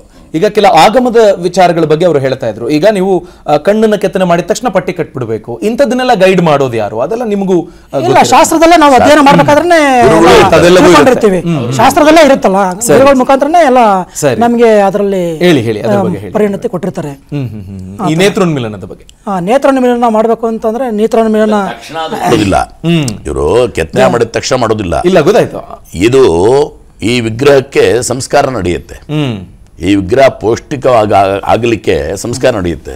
ಇದಕ್ಕೇನಾದ್ರೂ ಜಲದಿವಾಸ, ಧಾನ್ಯಾದಿವಾಸ, ಪುಷ್ಪಾದಿವಾಸ, ಶಯ್ಯಾದಿವಾಸ, ರತ್ನಾದಿವಾಸ, ಹೀಗೆ ಒಂದೊಂದು ವಾಸವನ್ನು ಮಾಡ್ಕೊಂಡು ಬರ್ತಾರೆ, ಆ ಪುಷ್ಟಿ ಕೊಡ್ತಾರೆ. ಆನಂತರದಲ್ಲಿ ಆ ಕಣ್ಣಿಗೆ ಅವರು ಅದು ಬರುವಾಗ ಅದನ್ನು ಕಟ್ಟೋದು, ಅಲ್ಲಿವರೆಗೂ ಕಟ್ಟೋದಿಲ್ಲ. ನೀವು ಹೇಳ್ತಾ ಇದ್ರಿ. ಹೌದು. ಈಗ ನಾವು ಒಂದು ಮೂರ್ತಿಯನ್ನು ಮಾಡಿದ ಮೇಲೆ ಷೋಡಶ ಪೂಜಾ ಅದ್ರ ಪ್ರಕಾರನೇ ನಾವು ಎಲ್ಲ ಮೂರ್ತಿನ ಎಲ್ಲ ವಿಧಿವಿಧಾನದಿಂದ ಪೂಜೆ ಮಾಡಿಕೊಡ್ಬೇಕಾಗುತ್ತೆ. ಅದನ್ನು ಮಾಡಿ ಕೊಟ್ಟ ನಂತರ ಅವರು ಮೂರ್ತಿನ ತಗೊಂಡು ಹೋಗ್ಬೇಕು. ನಾವು ಫಸ್ಟ್ ಒಂದು ಟೈಮಲ್ಲಿ ಪೂಜೆ ಮಾಡಿ ನಾವು ಇಲ್ಲಿಂದ ಕೊಟ್ಟಿರ್ತೀವಿ. ಕೊಟ್ಟಾಗ ಇವೆಲ್ಲ ವಿಧಿವಿಧಾನಗಳು ಒಂದು 5 ದಿನ ಮುಂಚೆನೇ ಅವರು ತಗೊಂಡು ಹೋಗ್ತಾರೆ. 5 ದಿನ 9 ದಿನ ಈ ಥರ ಸಂಖ್ಯೆ ಇದರಲ್ಲಿ ತಗೊಂಡೋಗಿ ವಿಧಿವಿಧಾನಗಳೆಲ್ಲ ಇಟ್ಟು ಅವರೊಂದು ಆವಾಸಗಳನ್ನ ಮಾಡ್ಕೋತಾರೆ. ಮಾಡ್ಕೊಂಡು ಆದ ನಂತರ ಅವೆಲ್ಲ ನೇತ್ರೋನ್ಮಿಲನ ದಿನ ನಾವು ಹಿಂದಿನ ದಿನನೇ ಹೋಗಿ ಅಲ್ಲಿ ಉಳ್ಕೊಂಡು ಅದು ಏನೇನು ಅಷ್ಟಬಂಧನ ಎಲ್ಲ ಮಾಡಿ ಆ ಕಾರ್ಯ ಮಾಡಾದ ಮೇಲೆ ನಂತರ ಅವೆಲ್ಲ ಜೊತೆಗೆ ಈಗ ಪೂಜೆ ಮಾಡ್ಬೇಕಾದ್ರೂ ಶಿಲ್ಪಿ ಅವರು ಇರ್ಬೇಕಾಗತ್ತೆ, ಅವರ ಸಮ್ಮುಖದಲ್ಲಿ ಪೂಜೆ ಆಯ್ತು ಅನ್ನೋ ತರದಿದೆಯಲ್ಲ, ಅದರ ವಿಶೇಷತೆ ಏನು ಸರ್? ಯಾಕಾಗಿ ಒಂದು ಮೂರ್ತಿಯನ್ನ ಸೃಷ್ಟಿ ಮಾಡ್ಬೇಕು ಅಂದ್ರೆ ಎಲ್ಲರೂ ಮಾಡಕ್ ಆಗಲ್ವಲ್ಲ, ಹಂಗಾಗಿ ಈಗ ಒಂದು ಮಗುವಿಗೆ ಜನ್ಮ ಕೊಟ್ಟಂಗೆ ಅದು ಒಂದು ಶಿಲ್ಪಿ ಅಂದ್ಮೇಲೆ ಅವ್ರಿಗೆ ಆತರ ಅಷ್ಟೇ ಸ್ಥಾನ ಇದೆ. ಹಂಗಾಗಿ ಅವರೇ ಅದನ್ನ ನೇತ್ರೋನ್ಮಿಲನ ಮಾಡ್ಬೇಕು ಅನ್ನೋದು ನಮ್ಮ ಶಿಲ್ಪಶಾಸ್ತ್ರ ಹೇಳುತ್ತೆ.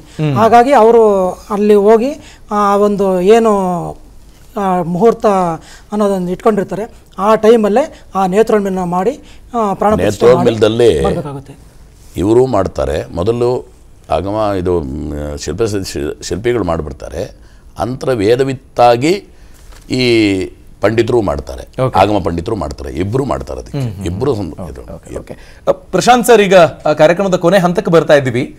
ಈಗ ರಾಮನ ಮುಖಭಾವವನ್ನ ನೋಡಿ ಎಲ್ಲರೂ ತಮ್ಮ ತಮ್ಮ ಮನಸ್ಸಲ್ಲಿ ಪ್ರಾಣ ಪ್ರತಿಷ್ಠಾಪನೆ ಮಾಡ್ಕೊಂಡು ಬಿಟ್ಟಿದ್ದಾರೆ. ಹಂಗಾಗಿದೆ ಈಗ ಪರಿಸ್ಥಿತಿ. ಎಲ್ರಿಗೂ ಬಹಳ ಖುಷಿ ವಿಷಯ.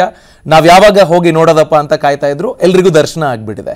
ಸೊ ಈ ಜೀವಂತಿಕೆ ಬರುವ ವಿಷಯದಲ್ಲಿ ಈಗ ಘನಪಾಠಿಗಳು ಹೇಳ್ತಾ ಇದ್ರು, ಕೆಲ ಜೀವಂತಿಕೆ ತುಂಬೋದು, ಸತ್ವ ತುಂಬುವಂತ ಕೆಲಸಗಳೆಲ್ಲ ಆಗ್ತವೆ ಅಂತ. ಆ ಪ್ರಕ್ರಿಯೆ ಬಗ್ಗೆ ಸ್ವಲ್ಪ ಬೆಳಕು ಚೆಲ್ಲಿ ಸರ್. ಅಭಿ, ಅದು ತುಂಬ ಸೊಗಸಭಿ. ನಾನು ಆಗಲೇ ನಿಮಗೆ ಮೊದಲು ಹೇಳ್ತಾ ಇದ್ದೆ ಏನಂದರೆ, ಮೊದಲು ಮಗುವಿನ ಹುಟ್ಟು ಶುರುವಾಗೋದು ಹೇಗೆ ಅಂತ. ಅಂದರೆ 1ನೇ ತಿಂಗಳು, 2ನೇ ತಿಂಗಳು, 3ನೇ ತಿಂಗಳು, 4ನೇ ತಿಂಗಳು, ಹೀಗೆ ಹೇಗೆ ಮಗು ನವಮಾಸಗಳನ್ನು ತುಂಬಿ ಈಚೆ ಬರುತ್ತೋ ತಾಯಿಯ ಗರ್ಭದಿಂದ, ಹಾಗೆ ಗಣಪಾಠಿಗಳಾಗಲೇ ಹೇಳ್ತಾರೆ ಜಲಾದಿವಾಸ, ಪುಷ್ಪಾದಿವಾಸ, ಧಾನ್ಯಾದಿವಾಸ, ರತ್ನಾದಿವಾಸ, ಸುಗಂಧಾದಿವಾಸ. ಎಷ್ಟು ಸೊಗಸಾಗಿ ಮಾಡಿದ್ದಾರೆ ಅಂದರೆ, ಒಬ್ಬ ವ್ಯಕ್ತಿ, ಒಬ್ಬ ಶಿಲ್ಪಿ ಶಿಲ್ಪವನ್ನು ಕೆತ್ತಿದ ನಂತರ ಸಂಸ್ಕಾರ ತುಂಬ ಇಂಪಾರ್ಟೆಂಟು. ಭಾರತದ ಸಂಸ್ಕಾರ ಆಯುರ್ವೇದ ಶಾಸ್ತ್ರ ಮತ್ತು ನಮ್ಮ ಶಾಸ್ತ್ರೀಯ ಗ್ರಂಥಗಳು ಹೇಳುತ್ತೆ. ಆಯುರ್ವೇದದಲ್ಲಿ ತುಂಬ ಚೆನ್ನಾಗಿ ಹೇಳ್ತಾರೆ, ಇಂಥ ಮಗು ಹುಟ್ಟಬೇಕು ಅಂದರೆ ಪುಂಸವನ ಮಾಡಬೇಕು, ಇಂಥ ತಿಂಗಳಲ್ಲಿ ಪುಂಸವನ ಗರ್ಭಿಣಿಗೆ ಮಾಡಬೇಕು. ಹಾಗೆ ಪ್ರೊಸೆಸ್ಸು ಶುರುವಾಗುತ್ತಲ್ಲ. ತುಂಬ ಜನಕ್ಕೆ ಮಗು ಹುಟ್ಟಿದ್ದು 9ನೇ ತಿಂಗಳಾಗಿದ ತಕ್ಷಣ ಮಗು ಹುಟ್ಟುಬಿಡ್ತು, ಆಗಲೇ ಜೀವ ಬಂದ್ಬಿಡ್ತು. ಅಲ್ಲ, 9ನೇ ತಿಂಗಳಿಗಿಂತ ಮುಂಚೆ ಮಿಲನದಿಂದ ಶುರುವಾಗುತ್ತಲ್ವಾ. ಹಾಗೆ ಗರ್ಭಕ್ಕೆ ವೀರ್ಯಂತೆ ಬೆರೆತು ಗರ್ಭದ ಪ್ರಕ್ರಿಯೆ ಶುರುವಾಗುತ್ತಲ್ವಾ. ಒಂದೊಂದೇ ದಿನ ಕಳೀತಾ ಹೇಗೆ ಒಂದು ಮಗು ಒಂದು ಭ್ರೂಣ ಮಗುವಾಗಿ ಜೀವ ಪಡೆದು ಅದು ಹೊರಬರುತ್ತೋ ಅದೇ ರೀತಿ ಪ್ರೊಸೆಸ್ ಮಾಡ್ತಾ ಹೋಗ್ತಾರೆ. ಹಾಗಾಗಿ ಅಂಥ ಒಂದು ಪ್ರೊಸೆಸ್ನ ವಿಧಿವಿಧಾನಗಳೇ ಜಲಾದಿವಾಸ, ಗರ್ಭಾದಿವಾಸ, ಗಂಧಾದಿವಾಸ, ಈ ಏನೇನು ಪ್ರಕ್ರಿಯೆಗಳಿದೆಯಲ್ಲ, ಈ ಎಲ್ಲ ಮಾಡ್ತಾ ನೀವು ಅಬ್ಸರ್ವ್ ಮಾಡಿರ್ಬೋದು. ಶಾಸ್ತ್ರೀಯವಾಗಿ ಮಾಡುವಂಥ ಕ್ರಿಯೆ ನೀವು ನೋಡಿ, ನಾನು ಅಬ್ಸರ್ವ್ ಮಾಡಿದ್ದೀನಿ. ನಂಗೆ ಭಾರತೀಯ ಶಾಸ್ತ್ರಗಳ ಬಗ್ಗೆ ತುಂಬ ಅಪಾರವಾದ ಆಸಕ್ತಿ ನನಗೆ. ಹಾಗೆ ಅವರು ಅವಾಗಲೇ ಹೇಳ್ತಾ ಇದ್ರು ಗ್ರಂಥಗಳು, ಪ್ರಾಚೀನವಾದ ಗ್ರಂಥಗಳು ಅಂತ. ಈ ಶಿಲ್ಪಶಾಸ್ತ್ರಕ್ಕೆ ಪ್ರಮುಖ ಯಾರು ಅಂದರೆ ವಿಶ್ವಕರ್ಮ ಬ್ರಹ್ಮನ ಮಗ. ಅರ್ಥ ಆಯ್ತಾ? ಇವತ್ತು ಸ್ವರ್ಗ ಅಂತ ನಾವೇನು ಕಲ್ಪಿಸ್ಕೊಳ್ತಿರಲ್ವೋ, ಆ ಸ್ವರ್ಗವನ್ನು ನಿರ್ಮಿಸಿದವನು ಸಹ ವಿಶ್ವಕರ್ಮನೇ ಅಂತ. ಅರ್ಥ ಆಯ್ತಾ? ಈ ಶಿಲ್ಪಶಾಸ್ತ್ರದ ಪಿತಾಮಹನು ವಿಶ್ವಕರ್ಮನೇ ಅಂತ. ಯಾವತ್ತೂ ಅಷ್ಟೇ ಶಿಲ್ಪಿಗಳು ಒಂದು ವಿಗ್ರಹವನ್ನು ಕೆತ್ತೋದಕ್ಕಿಂತ ಮುಂಚೆ ವಿಶ್ವಕರ್ಮನ ಪ್ರಾರ್ಥನೆ ಮಾಡ್ತಾರೆ. ವಿಶ್ವಕರ್ಮನ ಪ್ರಾರ್ಥನೆ ಮಾಡಿದ ತಕ್ಷಣ ಶ್ರದ್ಧಾಭಕ್ತಿಯಿಂದ, ಶ್ರದ್ಧಾವಾನ್ ಲಭತೆ ಜ್ಞಾನಂ ಅಂತ, ಶ್ರದ್ಧೆಯಿಂದ ಆ ಪ್ರಾರ್ಥನೆ ಮಾಡಿದ ತಕ್ಷಣ ಅವ್ರಿಗೊಂದು ದೃಷ್ಟಿ ಬರುತ್ತೆ. ಆ ದೃಷ್ಟಿ ಇದೇ ತರ ಮೂರ್ತಿಯನ್ನ ಕೆತ್ತಬೇಕು ಅಂತ ಅವ್ರಿಗೊಂದು ಪ್ರೇರಣೆ ಆಗುತ್ತೆ. ನಮ್ಗೆ ಇಂಥ ಪ್ರೇರಣೆಯನ್ನ ತಗೊಳ್ತಾ ಇದ್ದಂತ ಸರ್ವಶ್ರೇಷ್ಠವಾದ ಒಬ್ಬ ಶಿಲ್ಪಿ ಅಂದ್ರೆ ಭಾರತ ಕಂಡವರು ಜಕಣಾಚಾರಿ. ಎಸ್ ಸರ್, ಡೆಫಿನೆಟ್ಲಿ ಈ ವಿಷಯಗಳು ನಾವು ಚರ್ಚೆ ಮಾಡಿದಷ್ಟೂ ವಿಶಾಲ, ಅನೇಕ ವಿಷಯಗಳು ಡೆಫಿನೆಟ್ಲಿ ಈ ಚೌಕಟ್ಟಿನಲ್ಲಿ ನಾವು ಇಷ್ಟನ್ನ ವಿಷಯಗಳನ್ನು ತಿಳಿಸ್ಕೊಡೋದಕ್ಕೆ ಸಾಧ್ಯ ಆಗಿದೆ. ನಿಮ್ಮ ಎಲ್ಲರ ಸಮಯಕ್ಕಾಗಿ ಅನಂತ ಧನ್ಯವಾದಗಳು. ನಮ್ಮ ಇದನ್ನು ಫೋಟೋ ಸ್ವಲ್ಪ ಖಂಡಿತ ಸರ್, ಖಂಡಿತ sir. Thank you very much ಎಲ್ಲ ಗಣ್ಯರಿಗೂ ಈ ಕಾರ್ಯಕ್ರಮದಲ್ಲಿ ಭಾಗಿಯಾಗಿದ್ದಕ್ಕಾಗಿ. ಇನ್ನಷ್ಟು ವಿಶೇಷತೆಗಳು ನಮಗೆ ತಿಳ್ಕೊಳ್ತಾ ಹೋದಂತೆ ನಿಮ್ಮ ಗಮನಕ್ಕೆ ತರೋ ಪ್ರಯತ್ನವನ್ನು ನಾವು ಮಾಡ್ತಾ ಇರ್ತೀವಿ. ಅನುಕ್ಷಣದ ಸುದ್ದಿಗಾಗಿ ನೋಡ್ತೀರಿ ವಿಸ್ತಾರ ನ್ಯೂಸ್. ಇದು ನಿಖರ ಜನಪರ. ಅನುಕ್ಷಣದ ಸುದ್ದಿಗಳಿಗಾಗಿ ವಿಸ್ತಾರ ನ್ಯೂಸ್ ಯೂಟ್ಯೂಬ್ ಚಾನೆಲ್ ಸಬ್ಸ್ಕ್ರೈಬ್ ಮಾಡಿ.